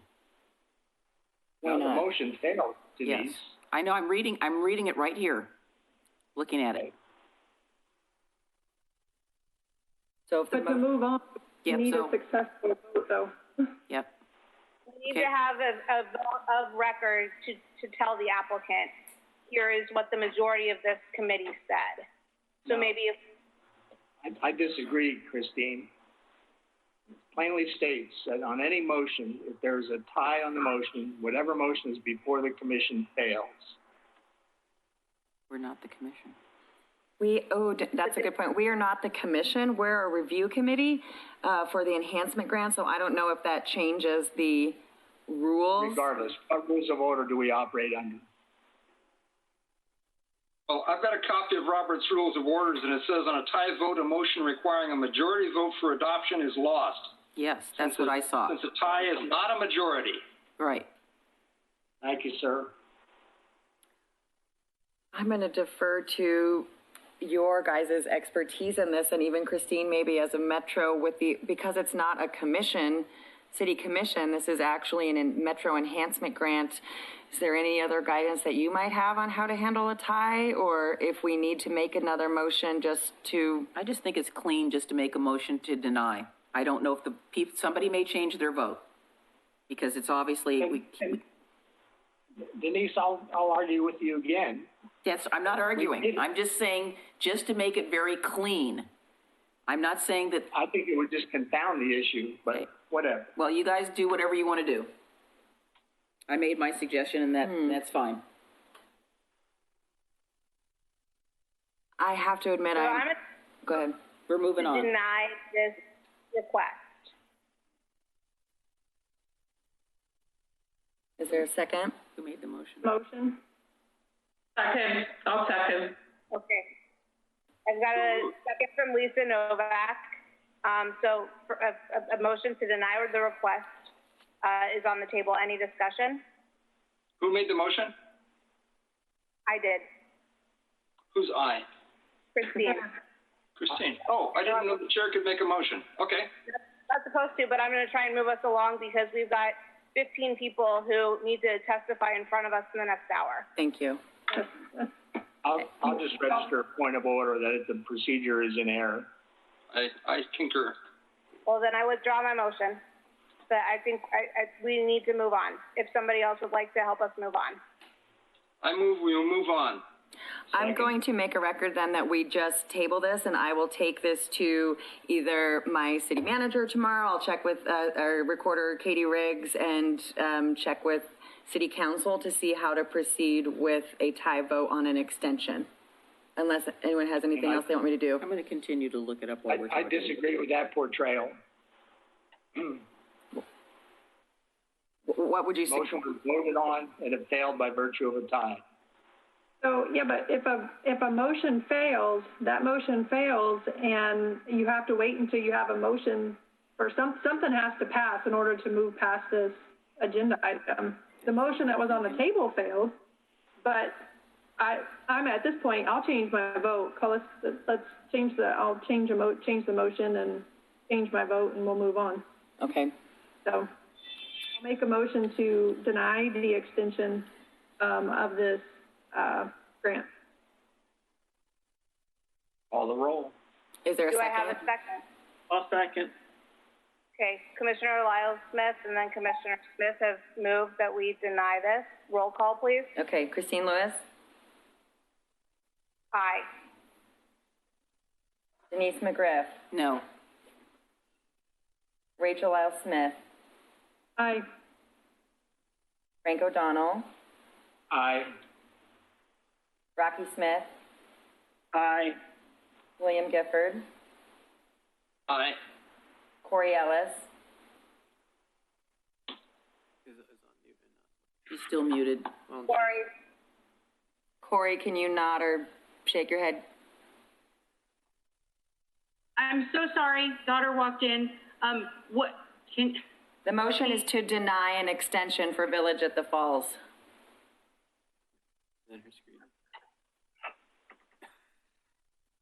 Lisa Novak? Aye. Can you repeat that, Corey? I'm sorry. I'm a no on that. Okay, I have 5 ayes. So the Village of the Falls extension is denied. Great, thank you. Thank you for navigating that. Let's move on. Agenda item 6, if staff can help us prepare for how we're going to get through presentations from these 14 applicants. Yes, please. thank you. So I will, we can provide 2 or 3 minutes of time for each applicant to make a presentation.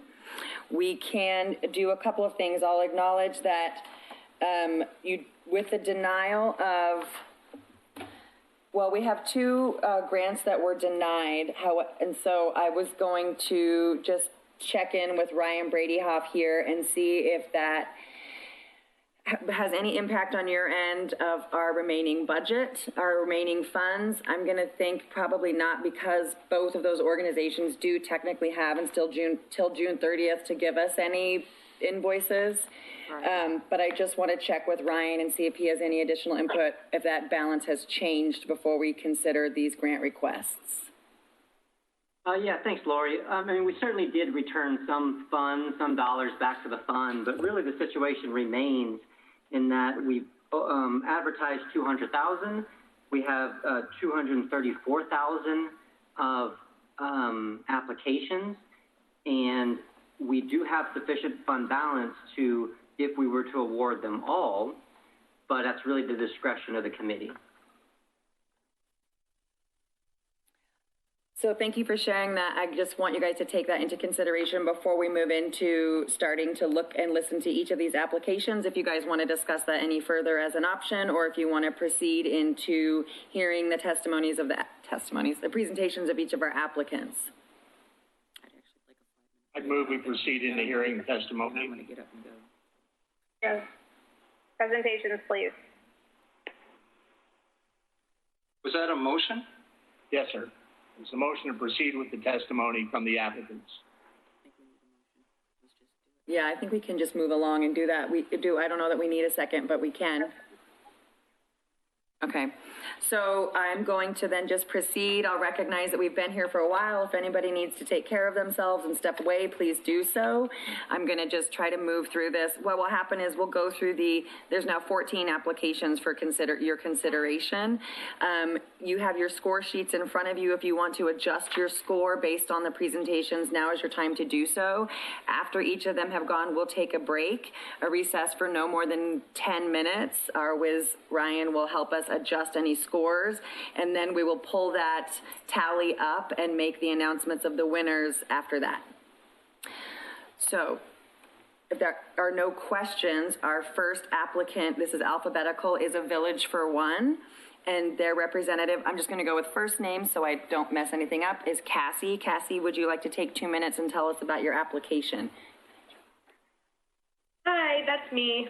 Thank you very much for this time. So I am one of the original founders and the current executive director of Village for One. We serve youth in Clackamas County and Marion County who have been sexually exploited or are deemed extremely high risk for sexual exploitation. So we've been located in Oregon City. We've had an Oregon City office now for almost 6 years. We're currently our main administrative office is actually located right by where they're building the new police station. It used to be the Hope 360 building. So that's where our main headquarters is. We sit on the Clackamas County Human Trafficking Advisory, they call it the Human Trafficking Multidisciplinary Team, as well as several of the subcommittees.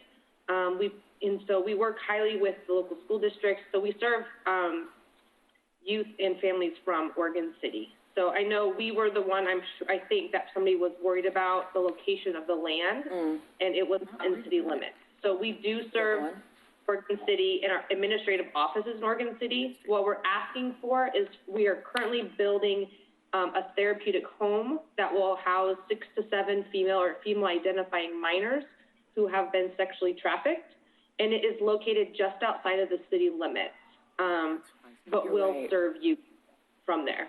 So we're asking for help. Nobody wanted to be our neighbor because of who we serve. So we bought 4 acres of raw land. And because of that, we had to spend a lot of money that we had not predicted, putting in basic utilities, like a $35,000 septic tank, a well, and electricity and all that. So right now, we have a beautiful home with a gravel parking lot. So we're asking for help to increase the value of that land, increase the way it's seen by the neighbors who have actually really very much welcomed us, and allow it to better serve the youth of our community, the caseworkers, the local case managers that will be out at the home. So I'm sorry, I'm going to keep us on time just because we have so many. Yeah. Thank you, Cassie. That's been 2 minutes. And I thank you so much. I want to also go a little bit further into what Denise just said and check in also with Christine Lewis that the dollars for this grant request are specifically a capital project that is not in Oregon City limits. I know the organization does serve the youth. So it could be considered that could be considered not within the guidelines of our agreement. I know that, and I'm just thinking out loud, hoping maybe you can help guide me here, Christine, that if it was a program expense that served the youth, that would be no question in my mind. But because it is a capital project that's out of the boundary, do you have any additional thoughts from Metro that you could help clarify for me on that?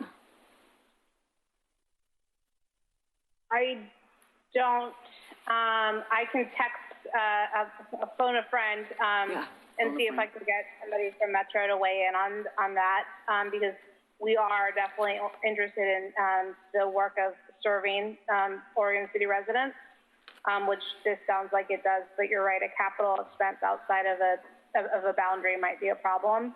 In particular, if it's also outside of the Metro boundary, that's when it would probably be a bigger.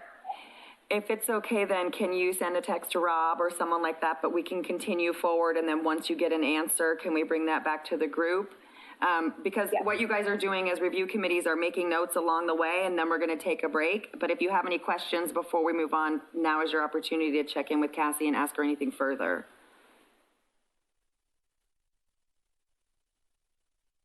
Yeah, I have a question. Okay.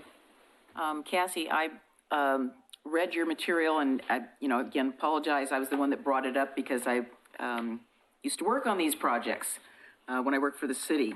So I guess you're talking about Clackamas County youth, and that's still, I know you can't specifically say we're going to house, 4 to 5 Oregon City residents that need your services, but I guess I'm trying to see if you can hone down a little further. Do you currently have any residents that are any clients that are Oregon City residents?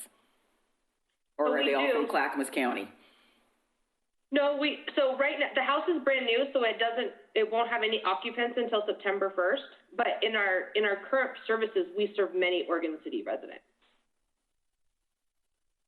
Yeah, your application was just a little vague on how it was serving Oregon City residents. That's the reason I'm asking, because it talked about the larger county, which is fine, but we don't deal with the county with this grant. So. Yeah, we serve Oregon City residents currently in our current services. We provide mental health services regardless of insurance, of youth and for the youth and their families who have faced sexual exploitation.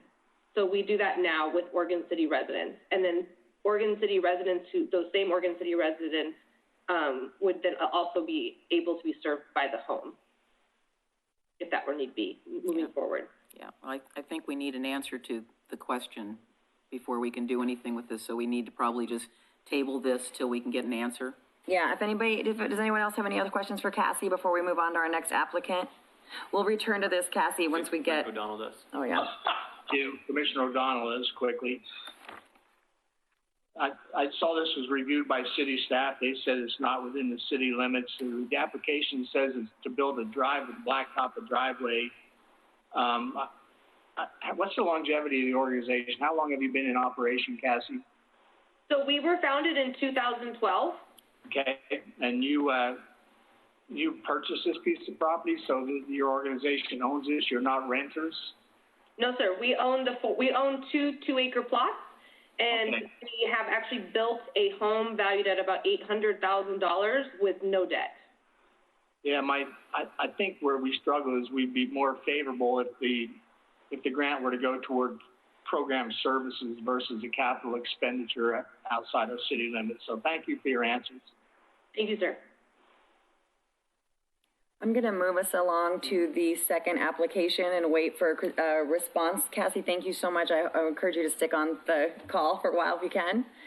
No problem. Thank you. And our next applicant is from Clackamas Community College. I believe Kyle's going to speak to this one. Kyle, I'm going to go ahead and give you 2 minutes on the floor.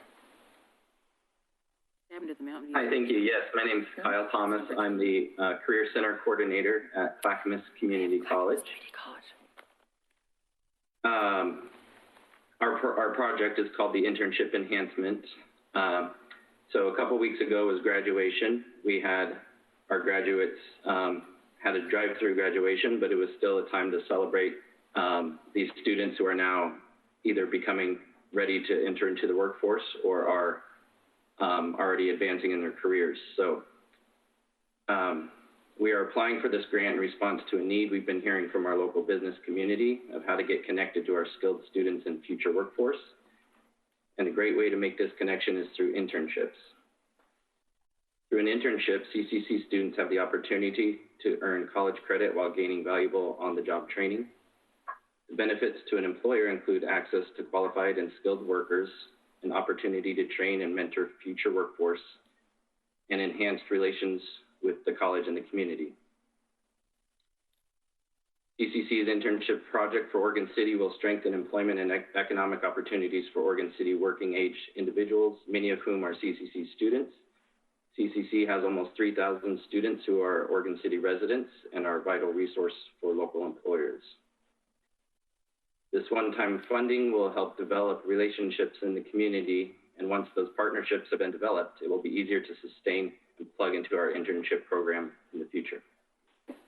Thank you, committee, for your consideration. Anybody have any questions? Just a quick question. Is the intent of this grant to pay a salary to administer this program? Is that what I remember reading?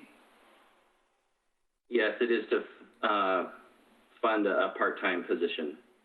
And do not internships already exist? I, being a product of the community college, remember internships that were done on my behalf. Yeah, so currently it's myself in the Career Center, and there's a part-time person, but this will increase those hours to definitely focus on Oregon City businesses and creating partnerships. You know, students have to go out and kind of find their own right now. I think this would really enhance that, creating those sites more. So it's just a very small team for this, which I think is important for internships and for students to get the training opportunity. Thank you.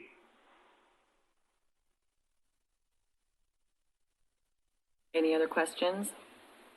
If not, I'm just going to keep moving us forward through our applicants, because remember, again, make adjustments to your scores at this time, and we take a recess at the end. You can readjust, and then we'll show the rankings.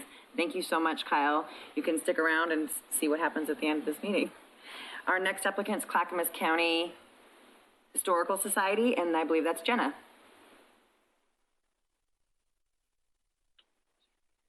Hi, yes, I'm Jenna Bargansky. I am the Executive Director for Clackamas County Historical Society. We maintain 2 museums in Oregon City. We have the Museum of the Orkney Territory and the Stevens Crawford Heritage House. CCHS is working to make the Stevens Crawford House a key destination and event space in Oregon City. And we understand the importance of serving the public with an inviting space that appeals to the ideals and goals of the community.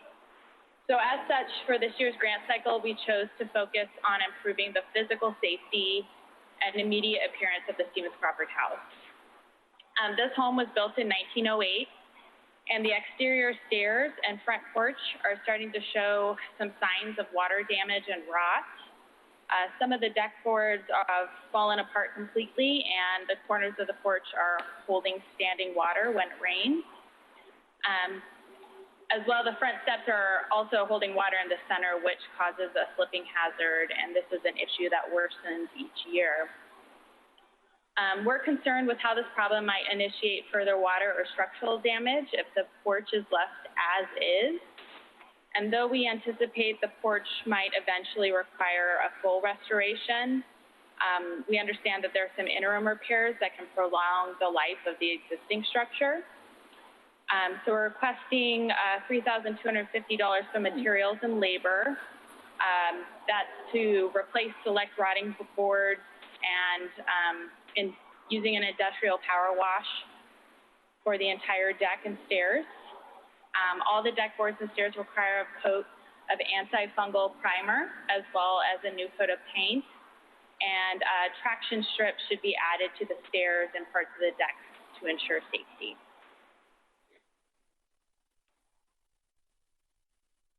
That's all my questions. Trying to get my hand up here. Mr. Gifford. Damn virtual background. My hand is invisible when I put it up. Oh. Put it in front of your face. Yeah.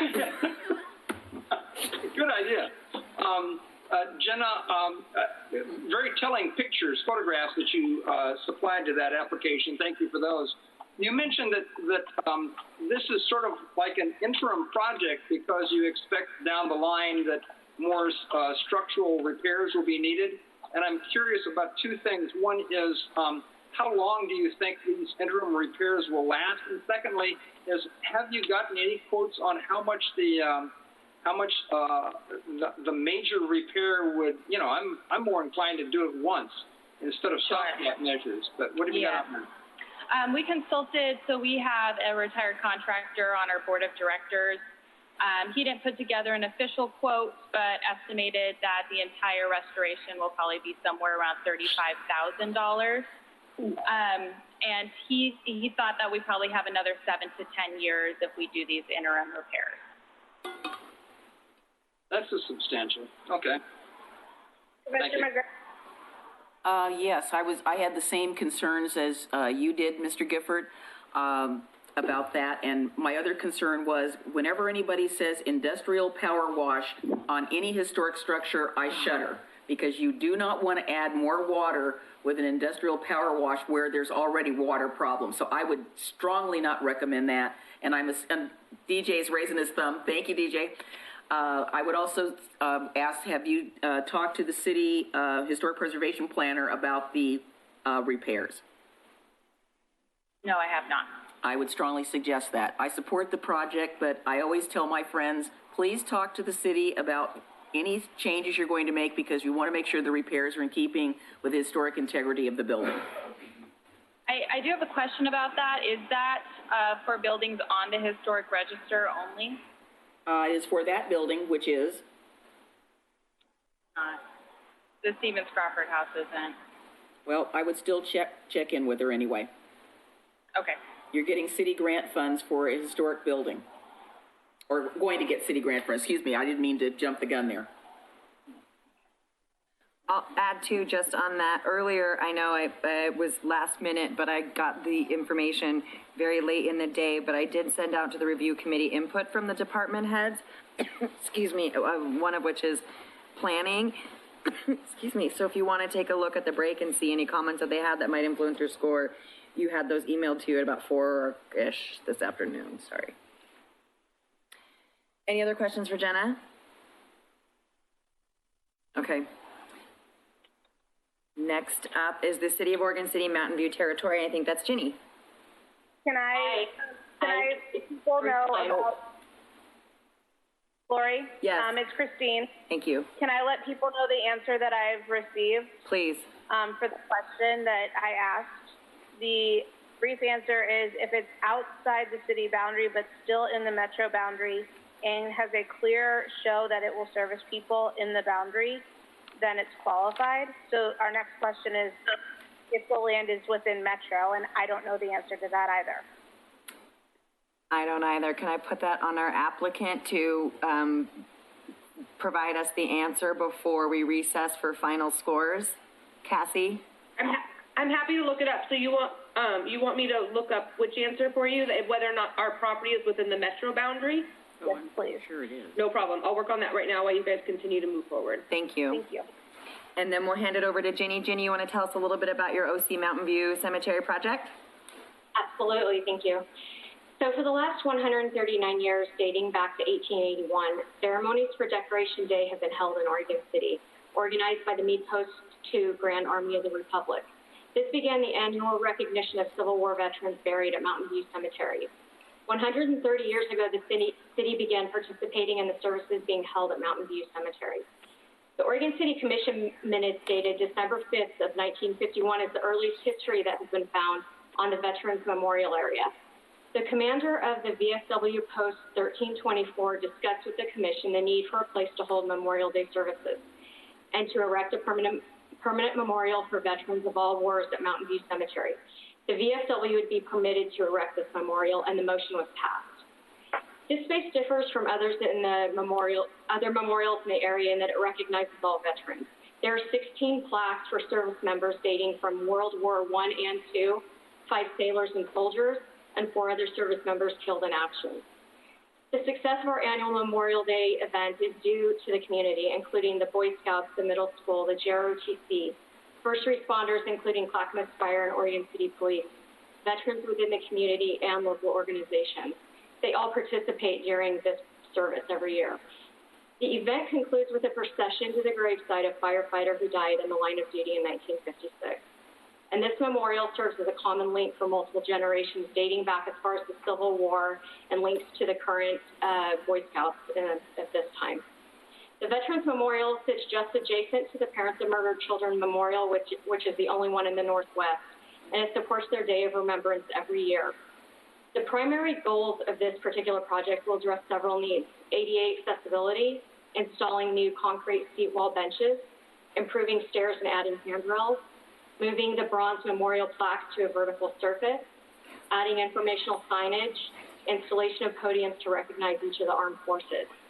There's over a century of history that lies in this memorial area, which speaks to its importance to the preservation and maintaining the history while making sure. I'm sorry, Ginny, I'm going to call time. Okay, all right. Thank you so much. I want to make sure everyone has time to ask you questions and we can keep going ahead. Anyone have any questions for Ginny? Problem. Thank you.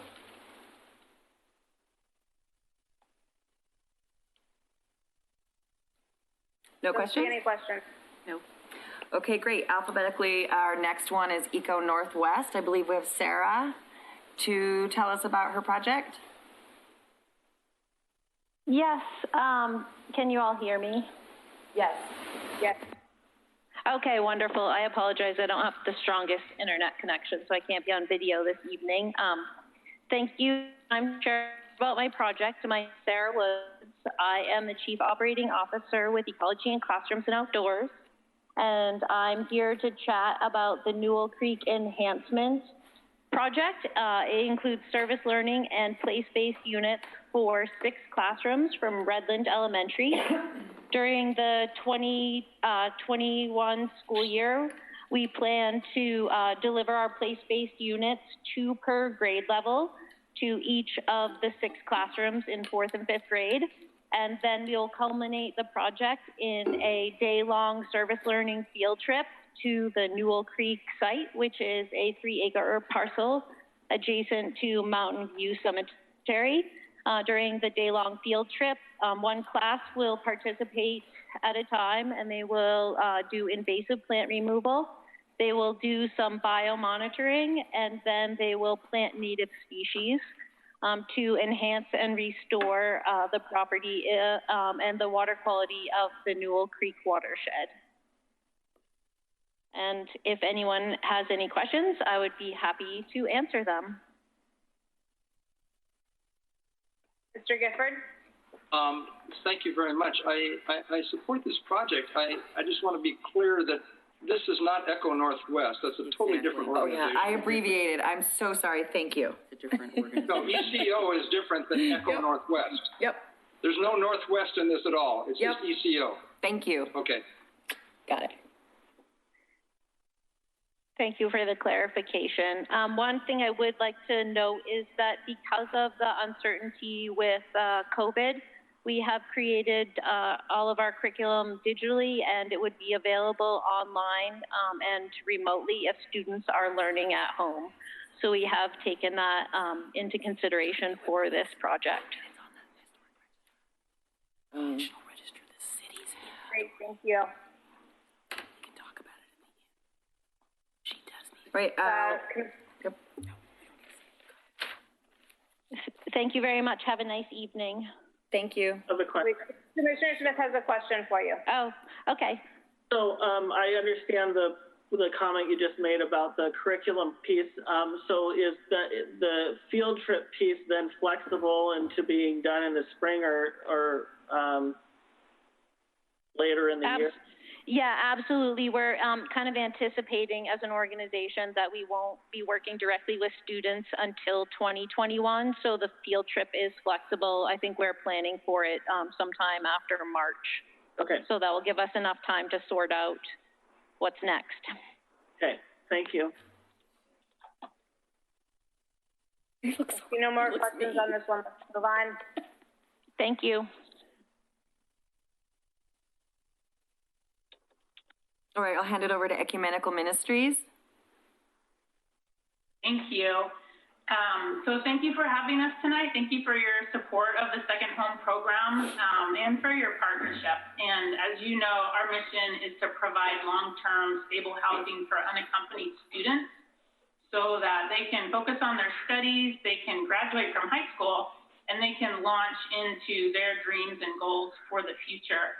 And unaccompanied means that these students are not in the consistent presence of a parent or guardian, so they really are on their own and trying to stay in school, which is difficult without stable housing.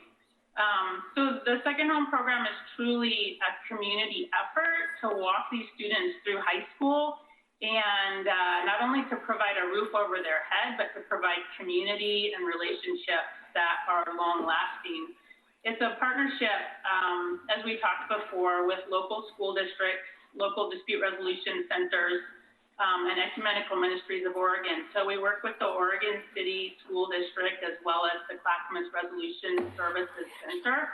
And then it's much broader beyond that. We work with the faith community, the business community, and really any individuals who would like to see these kids be successful and have a chance to pursue their talents throughout the rest of their life. We are expecting that with the next school year, we'll see an uptick in numbers because we know that with the last recession, we saw quite an increase in domestic violence, which resulted in many students being out on their own and unaccompanied. So we want to be prepared for them this year. We want to have host homes ready. We're doing recruiting right now so that we can have those host homes available. And we not only want those students to be safe, but we want them to have a stable setting from which to do their schoolwork. So we know that some of the schoolwork may be online. Districts are now coming forward with their plans, either to do all online or a hybrid of online and in person at school. So we want to be ready with stable housing. And so that's our time. Thank you. That's as much time as we have. Does anybody have any questions? Mr. Gifford? Do I understand from the application that the impact of this is 3 to 5 students? I mean, direct impact. Right. So we hope to provide housing for 3 to 5 students. We also meet with other students that we're not necessarily housing to ensure that they do find adequate housing. We know that there are a little over 100 unaccompanied students in Oregon City. We also know from history that about 1 in 3 to 4 students choose host homing or will be successful in host homing. So we're open to serving additional students. We also take our referrals from the school district. So we are ready to host as many referrals as come to us through the school district. And do you have professionals on staff for psychological evaluation? We partner with professionals. So we partner with the school district. And as you know, the school district is amazing. They will pretty much provide for all of the needs of a student except for housing. So through the school district, we link with professional therapists for our students who choose to do that. We, of course, can't force them to do that, but we do recommend that as just a positive experience for our students, really for anybody. And so we have them access those resources through the school district. But that's why we partner together, and so that we can provide a full palette of services for each student depending on their needs. Thank you. Okay. Any other questions on this one? Let's move on. All right, we're going to skip Gaffney Lane. They've withdrawn their application and move on to the McLaughlin Neighborhood Association. I think that's going to be Bill Daniels, if I'm correct. Can you unmute Willie? Is that William's iPad? Yes. That's Bill there with the lamp on his head. All right, we're just going to unmute. Can you? There you go. Yes, it is. All right. Can you hear me? You sure can. You want to take 2 minutes and tell us about your project? I can take less than that. I'm always open to questions. The application is fairly straightforward. This whole idea came about on the McLaughlin neighborhood goals for the stated year of 2019, 2020. And among those goals was to help the Public Works Department identify and photograph the signs, monuments, and markers and benches in the neighborhood to be placed perhaps in an inventory database at some point in time. And the first step in that goal was to create signage, new signage for the McLaughlin neighborhood street toppers. In talking with Public Works, we talked with Jason Thornburg and on email on May 15th, he is a transportation maintenance manager, and he put together a work order invoice, and he would be willing to dedicate a utility worker for attaching at a rate of 4 per hour, 25 hours total for 100 signs, and he's willing to put that much more time in it for 200 signs, which is the number approximately intersections that we have in the McLaughlin neighborhood. Some of those intersections will have more than one topper. Does anybody have any questions? I do.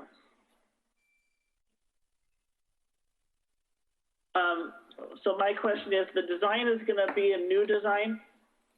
Yes, it will. The photo you saw is an old design that was put together before the Neighborhood Association was formed by a group called the Old Home Forum. It was privately funded, and I think we had about 75 toppers that were included, and now the idea, and those were included only in the historic section of the McLaughlin neighborhood. So we want to replace those signs with the neighborhood signs to include all the residents in the neighborhood. We have over 1,800 people living in the neighborhood. Do you know how many of the old ones are still up? By count, no. If I was to average it out, probably 75%. Some were vandalized, stolen, whatever, or ran over and not replaced or damaged. And this also led to the fact that maybe we should be putting together more than we need for the intersection. So we're going to set aside about 10% of the signs not to be mounted initially, so we can use those for replacements. I would, think about what to do with the old ones in terms of a fundraiser or some way to, don't get rid of those.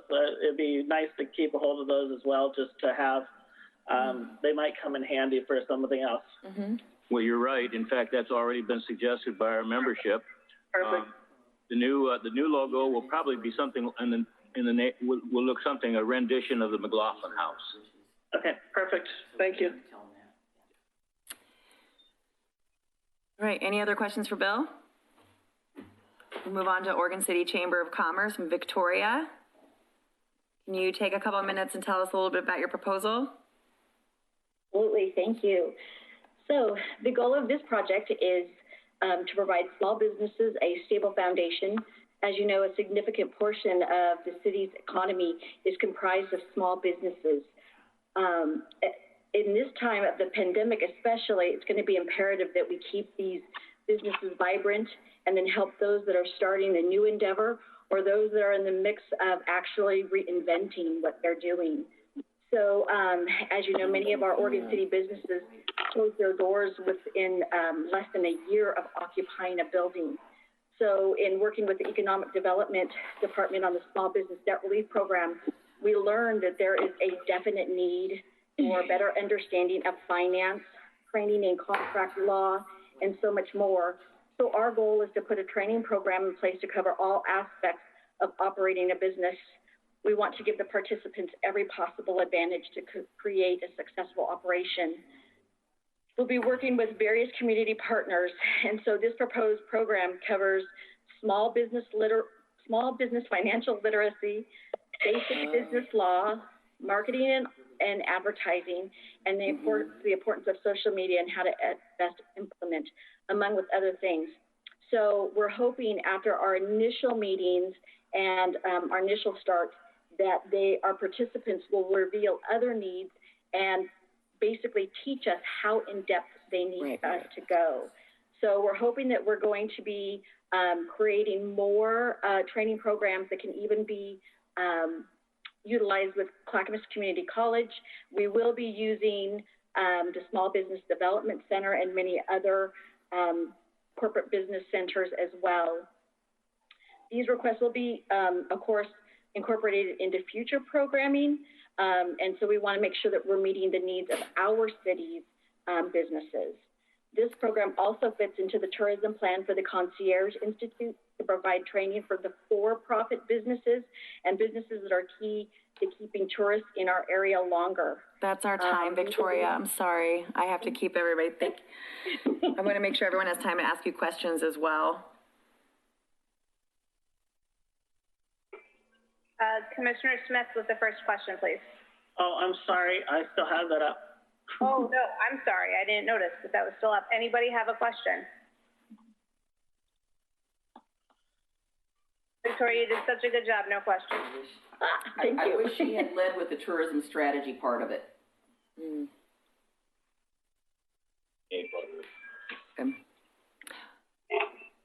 All right. No other questions? The next one's Oregon City Farmers Market, and I think we have Jackie on the phone. Jackie. Correct. Good evening. Hi, this is Jackie with the Oregon City Farmers Market. And our request tonight is to seek funding for our SNAP Match program. And SNAP stands for Supplemental Nutrition Assistance Program, aka food stamps. It's a program we've had for a few years now. We are requesting additional funding to increase the assistance for low-income customers in our community from $10 to $20 per person per market day. Food insecure customers purchase market tokens with their SNAP or food stamp cards to spend on food, and the market currently matches up to $10 per day. The farmers market is requesting funding to increase this match amount from 10 to 20 for 12 months. Also, the reason we chose this program is, as we adapt to the community's needs during this pandemic, we are bracing for an increase in low-income SNAP shoppers over the next 12 months and beyond. This Metro funding will help us keep nutritious food flowing to meet the evolving needs of our underserved population facing food insecurity at this time.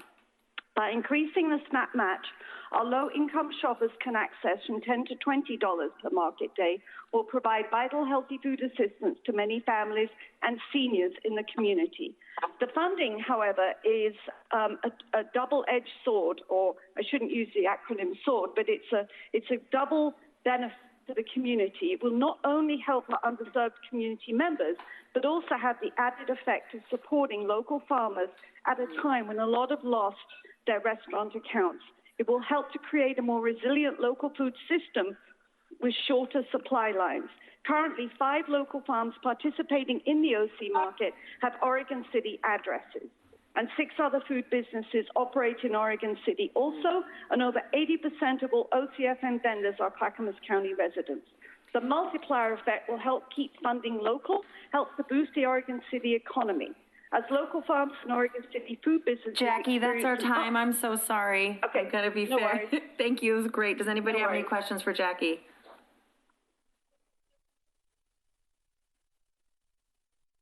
Mr. Gifford, I think that's a hand. Yeah, mostly. Jackie, have we ever gotten a statistic as to how many shoppers at the farmers market are Oregon City residents? We've done dot surveys in the past, and the overwhelming majority are Oregon City residents. And since most local communities also have farmers markets, West Lynn, Milwaukee, Canby, Malala, we're seeing more of a local group come to our market. Years ago, when we were sort of one standing out alone in the southeast corner, yes, we saw quite a lot of incoming customers from other municipalities, but now because those municipalities have their own markets, we are predominantly Oregon City-centric. Thank you very much.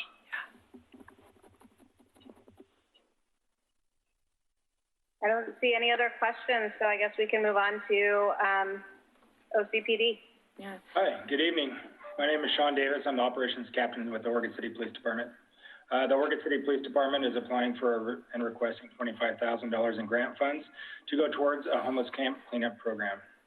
In the past, code enforcement, a division of the police department, has regularly cleaned up these encampments for years, but the number of camps and the times these can be cleaned are highly dependent and available on cleaning crews. The requested funds will be used to assist in the expenses incurred by the contracted services for homelessness and homeless camp cleanups. The goal of our program is to provide services to the homeless community living in Oregon City, so they are no longer living on the streets, and have public areas cleaned on a regular basis to discourage and eliminate large encampments. In in response to an influx for homeless individuals to our city, in 2017, we created the Homeless Liaison Officer Program, and that was to act as an outreach for homeless community members. The HLO has been highly successful. He builds networks, community relationships, and provides housing and support for the homeless individuals that are willing to accept assistance. Currently, our officer spends time during the day with his homeless individuals, identifying why they are homeless, what they need, and attempts to secure services for them. He can offer services that fit their needs, such as housing, various different treatment programs, and identification. Currently, since 2016, code enforcement has cleaned on average 80 homeless camps in the city, with a high of 92 in 1 year. Since March, we started a new program, and we work with code enforcement and our partners, CNR Reforestation, and also Kevin Dahlgren, who's a consultant for us. We've cleaned 33 camps and dumped over 5,100 pounds of waste at the metro station. Prior to COVID, we were on track to clean more camps than we ever have. We are applying for I this really grant. super hate to do this, especially hate to do this, Captain Davis, but I have to do this. Go ahead. I'm good. Sorry. We can talk fast, but I try to slow down. So. Okay. Questions or comments? Mr. Gifford? So the trash that you pick up, is that hauled away, is that considered residential trash or is that commercial trash? Good question. I don't know. It's just trash. I think it goes into the commercial system. I'm just wondering about the tipping fees. Right, right.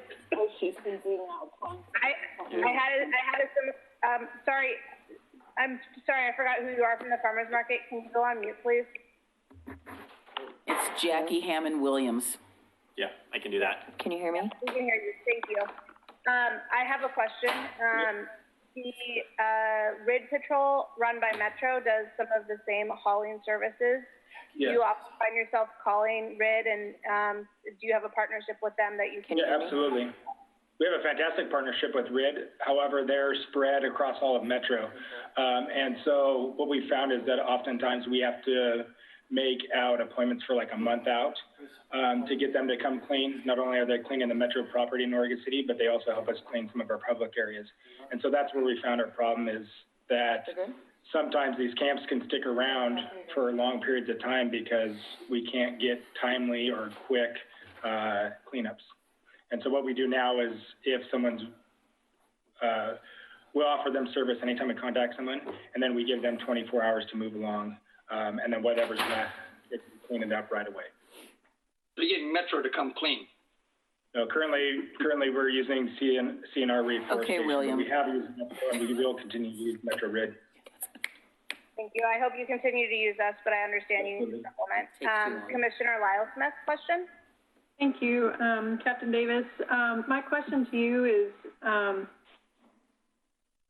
why is OCPD asking for grant monies versus asking the city for funds for this work? And what will happen if you don't get these grant funds? Yeah, so we started a partnership earlier this year just to test it out to see if Kevin could provide services with our HLO to get these homeless individuals some services. We also partner with CNR Reforestation, who did cleanups with Metro. They also have a liaison that they works with the homeless individuals. So the cost cleanups are very costly. We saw this grant, our grant program, this program fits 8 out of the 10 criteria for their goals. So we saw an opportunity to use Metro grant funds and apply for this grant.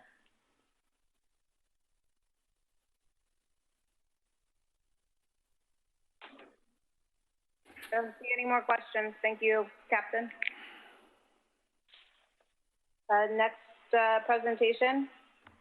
It's Rivers of Life, and we have somebody here in person for that. This is Jerry Herman. Jerry, can you speak and make sure they can hear you? Yes, I can speak. It's good to see you all on the screen and me here in person. Can you guys hear him okay? Okay. Can you hear me okay? Yep, you've All got right. 2 minutes. Hope you're enjoying our wildflower display, which is almost a mile long between the elevator and the Museum of the Oregon Territory. That was last year's effort. And then we also worked busily to clean up areas around Clackamas Cove, which you just heard about the police department are concerned about. So were we. This request this year is Youth Works Corps for museums, attractions, and public facilities. We propose to visit 9 sites, a total of 6 times each, and spend that effort to clean up the grounds, maintain the plantings of museums such as Museum of the Oregon Territory, End of the Oregon Trail, facilities such as the Downtown Main Street program that they've not had time to really expend effort on pruning of trees in areas along Railroad Avenue that are getting overgrown, not because of the virus, just because of the way things grow. Also to spend time at Clackamas Park and other park facilities with John Waverly, helping him get the parks in a better shape. Oregon City Rotary is going to work with us this fall to restore huge areas of grounds at Clackamas Park as one example. Then we have some gateways for Holcomb Park Place and others that we've built in the past that we feel need to be attended to again. 30 youth will be employed, total of 1,000 hours in this grant. There's about $14,000 having to do with wages because you have to pay wages.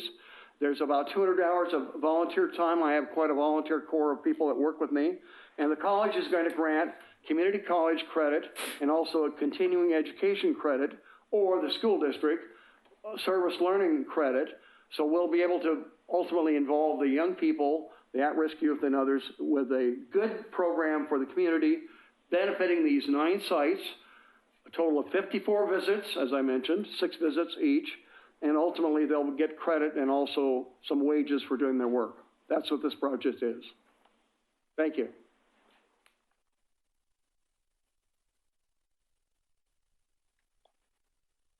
Any questions for Mr. Herman? Doesn't seem so. Thank you for a thorough presentation. Thank you. It looks like Three Rivers is our next. Hi, everybody. Thanks for inviting me to present on our project through the Three Rivers Artists Guild. The Storefront Art Gallery and Events Project, we like to call it SAGE for short, is a way to bring much needed focus and exposure to Oregon City, as well as a number of our small local businesses. The idea is to take the ugly brown paper coverings that you see on storefronts that are vacant retail and commercial spaces and turn them into works of art. These will be created on approximately 6-foot by 3-foot center boards. A center board is a light foam board that can be easily transportable, and they're also very easy to paint on. The benefit of using panels is that they can be reused. Once a storefront is leased, we can remove the artwork and then move them onto a different vacant space. We will choose the artwork by first posting a call for artists on various websites, including the Three Rivers Artists Guild, then reviewing them not only through the Art Guild, but by property managers and property owners as well. We would also be open to anyone in the city or anyone here that would like to participate in it. It's kind of a fun thing when you jury. The second part of the project is to hold a total of 4 pop-up art events over the next year inside one of the vacant commercial spaces. A local winery, brewery, or distillery would be invited to partner with the artists to hold a community interactive event. The SAGE project would, of course, benefit Oregon City, and that it could transform our streets into mini art exhibits, bringing tourists and visitors. Additionally, however, it can also benefit a number of local businesses, including property managers, property owners, artists, party event planners, local wineries, breweries, and distilleries. Although I requested support letters from 2 of our strongest support partners, the Chamber of Commerce and Downtown Oregon City Association, and these were included in my grant application, I conferred with a number of organizations when I prepared the grant, who all gave a strong voice of support. These include Matthew Weintraub, tourism specialist from Oregon That's our City, time. Sean Carter. Okay. Sorry, now that you mentioned Matthew, I'm just going to cut you off. Just kidding, sorry. Does anybody have any questions? Sorry. Or not? I do have a question. Oh. I love this idea. I think that the pop-up events are also a great idea to get people in the empty storefronts. I guess my only question is if the purpose is to eliminate the paper on the windows and the panels don't fit the windows, you're still going to have windows with paper on them or some sort of covering. So I don't know how that will be addressed in a way that is pleasing, because if you have a big storefront like the Oddfellows Lodge and you only have one or two panels to put in the window, what happens with the rest of the windows if they are in transparent? Right. I actually measured. I actually walked up and down Main Street and measured the windows. And so some of them may only, because of most of the windows they're about 6 foot by 3 foot space, but the center boards themselves come in 8 foot by 4 foot. So if we had to either make them larger for that particular storefront or to make them smaller, it's simple as a cut. They're just simple foam boards that my husband always helps me out with. Great. Mr. Gifford's question. On the surface, this sounds like a good project. An issue to me is that it seems almost at odds with the goal of having full occupancy downtown. So if we didn't have any vacancies, then we wouldn't need any of those signs. So that's the contradiction that I have, it sounds like it's a nice kick. I don't know how many vacancies we have now, and I think it's abnormal these times that we're dealing with due to COVID, that we have more vacancies perhaps than usual. Do we have a number as to how many vacancies we have now? Right. I took a survey up and down Main Street, and this was prior to everything really starting to shut down, and there were a dozen that I counted just up and down. And so, and having talked to DOCA and having talked to the property manager who manages a lot of those properties, who's from Grounded Properties, she said there's a lot more that are going to be coming than what you see. And in addition to that 6 foot by 3 foot board, there will be a place where it will say vacant space, this is who you contact. So people are going to be like, oh my God, what's that? And then they're going to see it. You know, I also had an idea from DOCA on some of those storefronts where you make almost a peephole that you can say this store is vacant, and you can look inside of that piece and see a vacant space behind it. So it'll absolutely give exposure to the property managers and the property owners. Thank you, Trish. Any other questions on this one? Yes, I guess I turned my mic on. Yes, I do. I love the idea. My concern is that foam core or foam board is easily pokeable with a finger.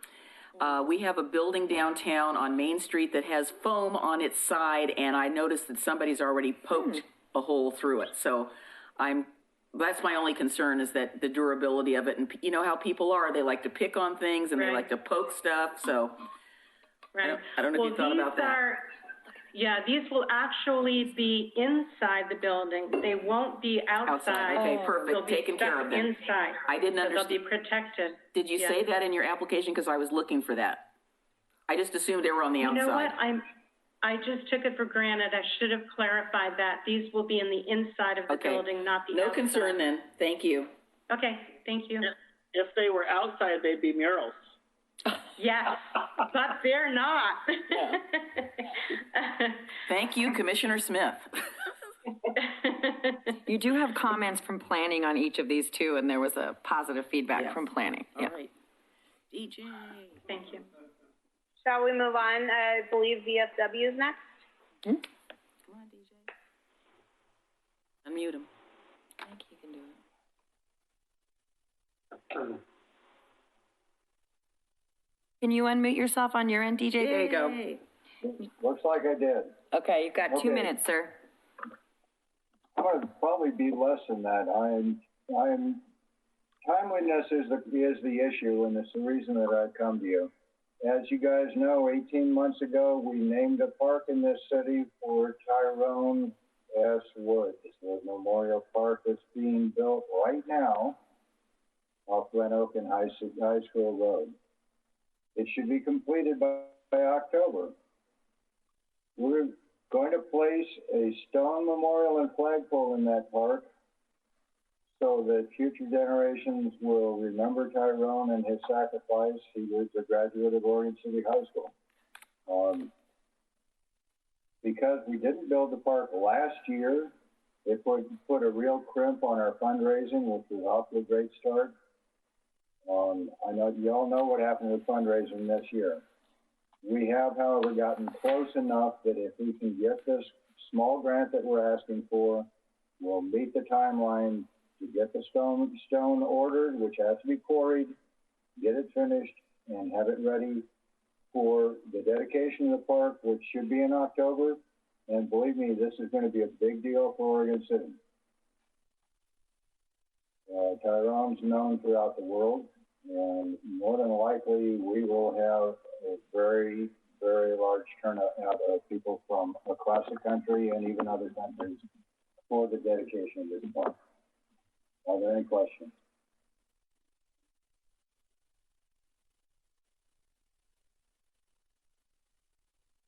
Questions?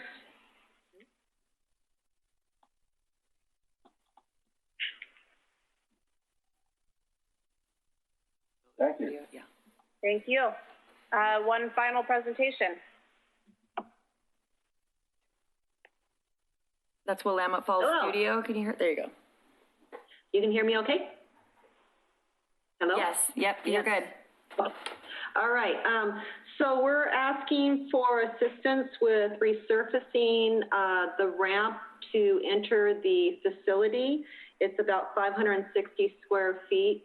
The structure itself is very sound, but the surface all needs to be replaced. It was built 10 years ago. When we moved in this building, there was no entry for ADA or being able to move equipment in and out. We do serve multiple things throughout the community. We do hundreds of thousands of dollars worth of outreach every year, serving the community with our community channels and the community center. So that's what we're asking for help doing. That's my presentation. Great. That was Melody, wasn't it? Yeah. Yeah. She didn't identify herself. Any questions for Melody? Okay, before we take a break, so we've heard all of our presentations, I want to give Cassie an opportunity to see if she was able to identify whether or not your building is in the metro boundary. We are in the metro boundary. How did you determine that? I, myself, and on our board of directors, we have a realtor, and then our program director, we got on there, we got on the Metro website, and we compared maps, and we, her husband actually works for the city, so he was able to help us locate it on the Metro map. So he sent me a map with our lot circled inside the Metro boundary. And I circumvented your process, and I entered the address of 10545 South Bill Way, and into the Find Your Counselor, and I am your Metro Counselor, which means you're in the Metro District. So Look at that, yay! Okay. I will say, I also verified it, in Clackamas County Maps and Metro's online maps to verify. You're right on the line, but you are just in by the skin in. We are like the boundary. You are on the boundary. They're outside city limits and outside the UGV, but within the metro boundary. Yeah, we are. So my suggestion is based on the fact that this is text advice, and I have been in touch with the attorney, is that we make a recommendation tonight as though they are qualified, but before any money changes hands, OC lawyers and Metro lawyers will just touch base. I looked it up too, and it looks like it's rural reserve, which I didn't think we had any rural reserve in our urban growth boundary, but you'll clarify it. I'm happy to share my district screen. boundary isn't the same as the UGB. Yeah. No, I wanted to. And I'm happy to share my screen if folks would like to see it on Metro's map. Yeah, I want to clarify the fact, Jenna asked what, I think she was misunderstanding what I was saying. The Stevens Crawford Heritage House is on the City of Oregon City's historic inventory, which means that any exterior alterations should be reviewed, or at least talk to staff about what you're planning on doing. It is not on the National Register, which is a completely different program, but it is on the city's inventory, which does require at least some consultation or review. So that's a clarification of that. Thank you. Okay, so we've heard all of these presentations. It's time now for all of our review committee to take a couple of moments. If you want to make any changes to your scores based on anything you've heard today, Ryan Bradyhoff is available at his desk. So I'm going to suggest we take a 10-minute recess and please email them directly to Ryan. If you don't have any changes, maybe don't send them an email, Ryan, or do you want an email that says no changes? I'll let you decide. I have a question for Lori Bell. Oh, sure. Yeah, feel free to just send me changes if you have them. Okay. And also, if you want, we can provide the current rankings based on what's been submitted thus far. I'll leave that up to the committee. Question for Lori Bell as to how to proceed. The question specifically is, if you care to make a reduced award, which I believe is an option, or no award, how does one accomplish that? Thank you for asking. So that is not recommended. It's not what is a best practice for any grant, this one in particular, is to fully fund any grant that you believe has the greatest impact on the community and is most able to accomplish what they set out to accomplish. If, as a committee, you decide to lower the amount, the applicant would need to adjust their deliverables accordingly. So, for example, if you decided to give $10,000 instead of $25,000, before we could approve those funds, the committee would need to look at how has that request been adjusted as well, or else, we're just giving them money and we don't know how to prove whether they've accomplished what they said they were going to accomplish. So they would need to provide us with an adjusted grant, essentially, with what those deliverables would be, so that you as a committee could approve those funds knowing exactly what they're going to be for. I'm well aware of the previous suggestions about not partially funding it, but I think it should be a considered option in some cases. Thanks. Mm-hmm. Question, procedure. Insofar as changing our rankings, we haven't seen, to my knowledge, what the other committee members, how they are ranking them. I think on the sheet that was sent out, for some reason, my rankings got put on that sheet. That's correct. That was very intentional. That is to make it easier for you to make your decision not influenced by what your peers have ranked. It can be tricky to keep adjust your scores according to what someone else's scores are. And so we did that with very intention to make it easier for you to determine what your score is, and then we will show you the cumulative scores after we've received that. Understood. So my rankings were not published.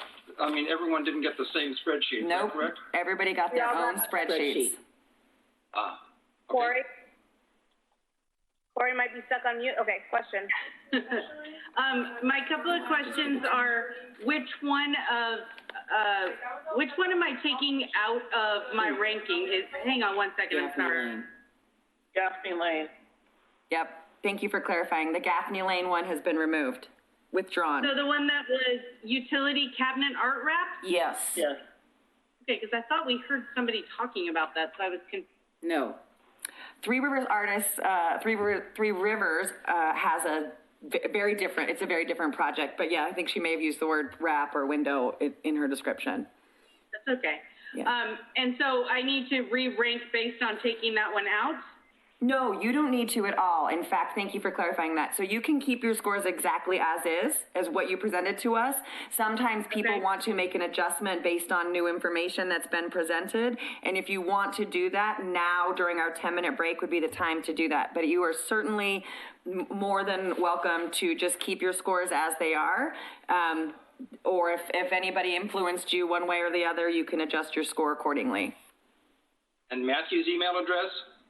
My last question. Ryan. Go ahead. Ryan. Corey? You're going to reply to, he is copied on the email that you got with your scoring. So if you hit reply all, it will go directly back to Ryan and myself. Thank you. I'm sorry, Corey. Yeah. That's okay. My last question was just, if we gave ranks 1 through 14 or 1 through 15 or whatever, but because we have less money. Oh, she just froze. Thinking we, don't want to give to, do we just rank them the lowest, or are we supposed to like leave it blank or say no, not ranked or anything like that? Thank you for clarifying. Yes. So we don't want to leave any zeros. What you want to do is number 1 is the most important one to you, the one that you most want to award, and number 15, well, in this case, it'll be 14, will be the least likely one for you, the one you least want to support. Then we'll pull up, what we will do is Ryan has a calculation that tallies all of your scores together based on what you have voted, and we will show you here as a group is who you have identified as the most wanted project, working its way down to the least, and we will show you on the spreadsheet the dollar amount total that your scores come to. And as we mentioned, we have 242,000, or I'm sorry, 200 something thousand, and we only have 200,000 to give. So you'll see very clearly which 1, 2, or possibly 3 fall below our threshold of 200,000, and that's where you'll make a determination to, yes, these indeed, we're either not going to fund these, or you will make a request to tap into reserves. Those are your options at this point. Does that answer your question?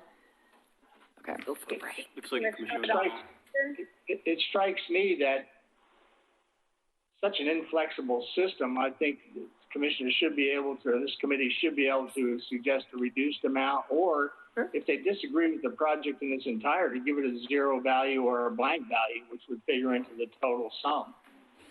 Yeah, we haven't had anybody that felt so strongly they needed to give a 0. That's certainly something we could discuss at our next meeting if you want to make that an option going forward. I think for tonight's process, it is appropriate to tally everyone 1 through 15 so it doesn't skew our scoring with a 0. And you certainly have, as you mentioned before, the opportunity to partially fund one. I will defer to you as a committee to make that decision. I disagree with the approach, but I'll follow the rules if others want to do that. I do. That's something that we can discuss once we see the rankings and what is funded and what's not, and we can have that conversation at the next step. Thank you. So with that, I'm going to pause this meeting and take I'm sorry, just maybe I'll let Christine do that. No, please put us on recess. So my clock says 8:40 on the dot. All right. Let's get back here at 8:50. Yes, exactly. Thank you.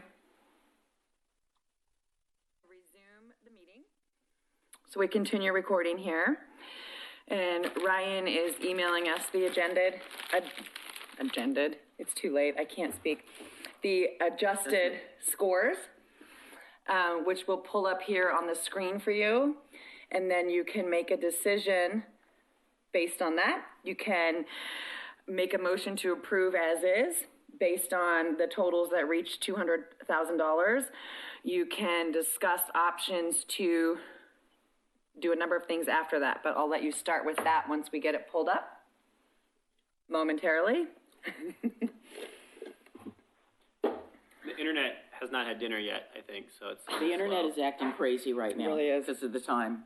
It just starts I will freaking take out. this opportunity, though I didn't get a chance to say this, but all of this evening tonight, I have to thank Lisa Oreskovich, Katie Riggs, Matthew, and Ryan have done so much work to get all this information ready for you guys to review. So I really appreciate my coworkers, and I have to acknowledge all of the amazing applicants who do so many great things for our community. This is a really wonderful opportunity that we have in partnership with Metro to support our nonprofits. As a city municipality, we don't have a lot of opportunities to help support those kinds of organizations, and I really appreciate that you all took so much time to read all of these thoroughly and score them with thought. So thank you for that. If we have a moment, I'd like to make a suggestion that future correspondents allow us to look at this information in a spreadsheet rather than on a PDF or a Word file, because I can't sort PDFs, but I appreciate being able to do that on a spreadsheet. Which document specifically are you talking about, Mr. Gifford? Well, for example, the rankings. So you want to be able to edit that? I want to be able to sort it. I want to be able to choose whether or not I want to see the, not rather than alphabetically, I'd like to be able to see it by amount asked, what the percentages are of contributions, what the total ask is. There's just ways that I would like to manipulate it to make a decision. Sure, if it's okay, I'm going to put that on an agenda item for a committee review meeting when we sit down once a year and talk about process. So I'll make a note so that as a committee, you guys can discuss that as a possibility at a future meeting, if that's all right. Thank you. Term over. And I agree with Mr. Gifford. Thank you, William. Yep, I agree. That would, work. I don't agree. You can have it both ways. Yeah, so she provided all of the applications in a spreadsheet form. It just didn't include anything about ranking. So I will say I added my own columns, which included my own ranking and my own scoring criteria so that I could sort and do all that stuff. Because I agree, I need a spreadsheet. I made my own edits. Okay, I am going to share. Okay, so I did the same thing, but I didn't. we have our totals, and I'm going to ask if you'll click on Ryan so we can see him as well. So that we're going to pull it up. There he is. That's our brains behind the work here. Thank you, Ryan, for staying so late. So we're going to pull up this spreadsheet, and I'm going to let you all take a look at it, and then Ryan can explain sort of the, can they see it? Can you all see this now? Yes. Okay. Can you, Denise? No, I can't. Can you print? Can you print that? Actually, we're going to do it a little differently. So you can see the scores. We're getting set up here so that we can share it with Denise internally. We don't have it on our screen just yet here at City Hall. There we go. And I'm going to hand it over to Ryan to sort of explain what you're looking at here, and you can ask him any questions that you might have. All right. Thank you, Lori, and thank you, committee members. Thanks for everyone's time this evening. It's really impressive to see all the good work that the people want to do in the community. Do check my work here. If you can. Ryan, we can't see your screen. Nothing showing. You are all looking at what Ryan is looking at as well right now. Well, all we see is the gallery view. Oh, okay. I've got the whole thing. Okay, here, give me 1 second. For once, I actually could see it. Just give Denise time to process before everyone else. Thank you. All right. Okay, I still do not see it. Yes. It's coming. Apologies. There it is. You just made it go away. Yep, I know. We're going to do it like this. Where'd it go? You are going to hear, okay, Put you're going everything to in hear the screen. Ryan and not see him, unfortunately. That's okay. That is the easiest way to do this. Yes. There we go. Hey, great. Except now I So yeah, this is showing the results of each one's, each of the committee members' rankings. A few of you did send changes to me, so I've tried to incorporate all those, but please do check my work to make sure I've accurately represented the rankings that you've sent me. But what this is showing now is each of the applicants in order of priority. So the lowest number being the highest priority, showing at the top of the list. And I did draw a line here. I've got a running total in the far right column, the grant award running total. Jerry, take a peek. And you can see where that line cuts off if we want to award $200,000 or less. If we go beyond that line, then we'll be awarding more than $200,000, what was advertised. But otherwise, that's showing all, notice Gaffney Lane is removed, so everyone should have ranked 1 through 14. And so for those that did not send an update, I did change those rankings just to get rid of Gaffney Lane, so that there would be so everyone would have 1 through 14. Any questions about that? About the process, no, but can we make some suggestions now? Absolutely. I turn it over to the committee to deliberate and make whatever suggestions you like. That's not what he's looking at. My suggestion, for $754, it seems like we could pick up one more very worthwhile request from the Chamber of Commerce. I don't think $754 is going to break the bank. I would feel very good about this ranking.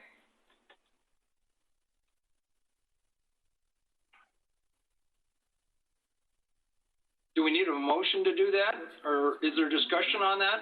Let's keep discussing. I see a hand from Commissioner Smith, and maybe it's in response, and maybe it's a different suggestion. Commissioner Smith? Rocky, you're muted.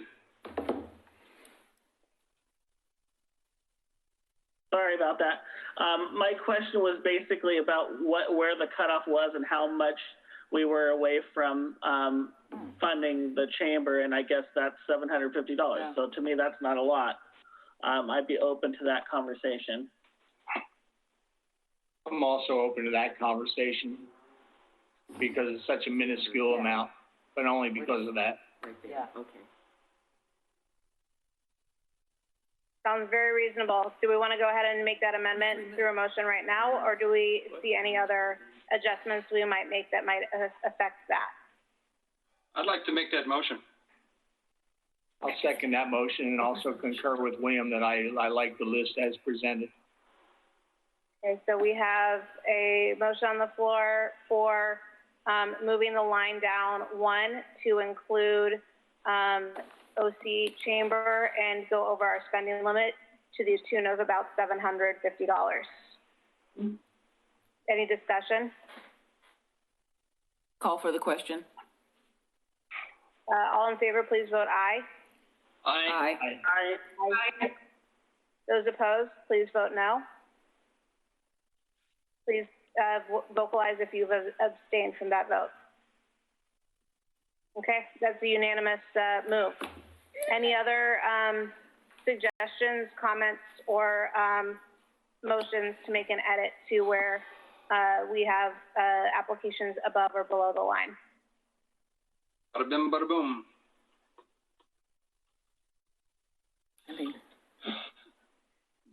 I would move to accept as presented. The motion to accept these suggestions as presented now with the new line. Second. Any discussion? Don't hear any discussion. I do want to acknowledge that below the line now are, I believe, 2 applications, one of which was somebody's top priority. So that's, you know, how voting with this numerical system works. So we should keep that in mind in future when we think about how this ranked choice works. But that's for a future procedural meeting and not for us to discuss tonight.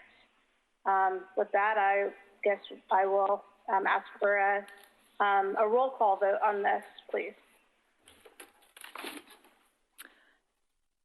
Christine Lewis.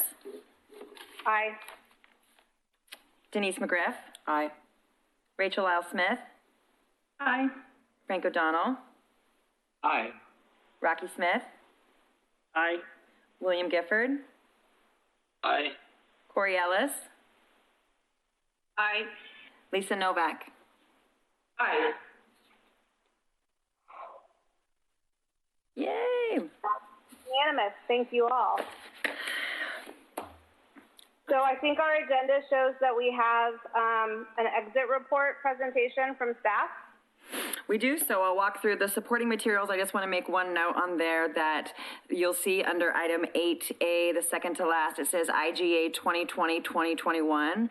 I just want to address that we did extend our existing contract for this intergovernmental agreement between Metro and the City of Oregon City for 1 calendar year with the existing terms remaining in place. So I've attached that just to let you know it was due to expire this summer, but we've extended that through 1 more year as is. And then if you could go down to exit reports, there are a couple in here for this year. I will note that these exit reports are not due until the end of the month. And so there were actually a couple that came in this week that are not included. So for consideration, I've made a note at our next meeting when we plan for it to consider possibly making the date of our meeting after the period so that we can have all of our items due before we meet. But that's just, you know, sort of food for thought. The exit reports are presented here for your review. Can you pull them Do up? we Are need they to up? accept those exit reports, or is it just for our review? No, there's just for your review. There's really nothing. They've already been paid. They have met their terms. You could certainly, if you have any questions or concerns about them, this certainly is your opportunity to. I would add that they are not due until June 30th. So if you wanted to take time, to provide comment, you can.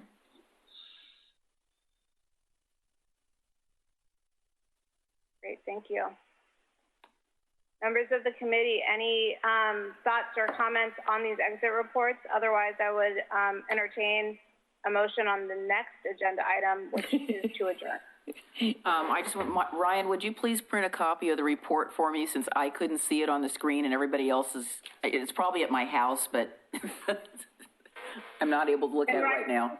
Send me an email asking for an email copy. Maybe you could just email a copy to the entire committee so we That's have great. it to peruse. I can't print 11 by 14. Absolutely, will do. Do you need that email tonight, Christine, or would tomorrow be acceptable? I'm not even going to look at it tomorrow. Next week is fine. Okay, great.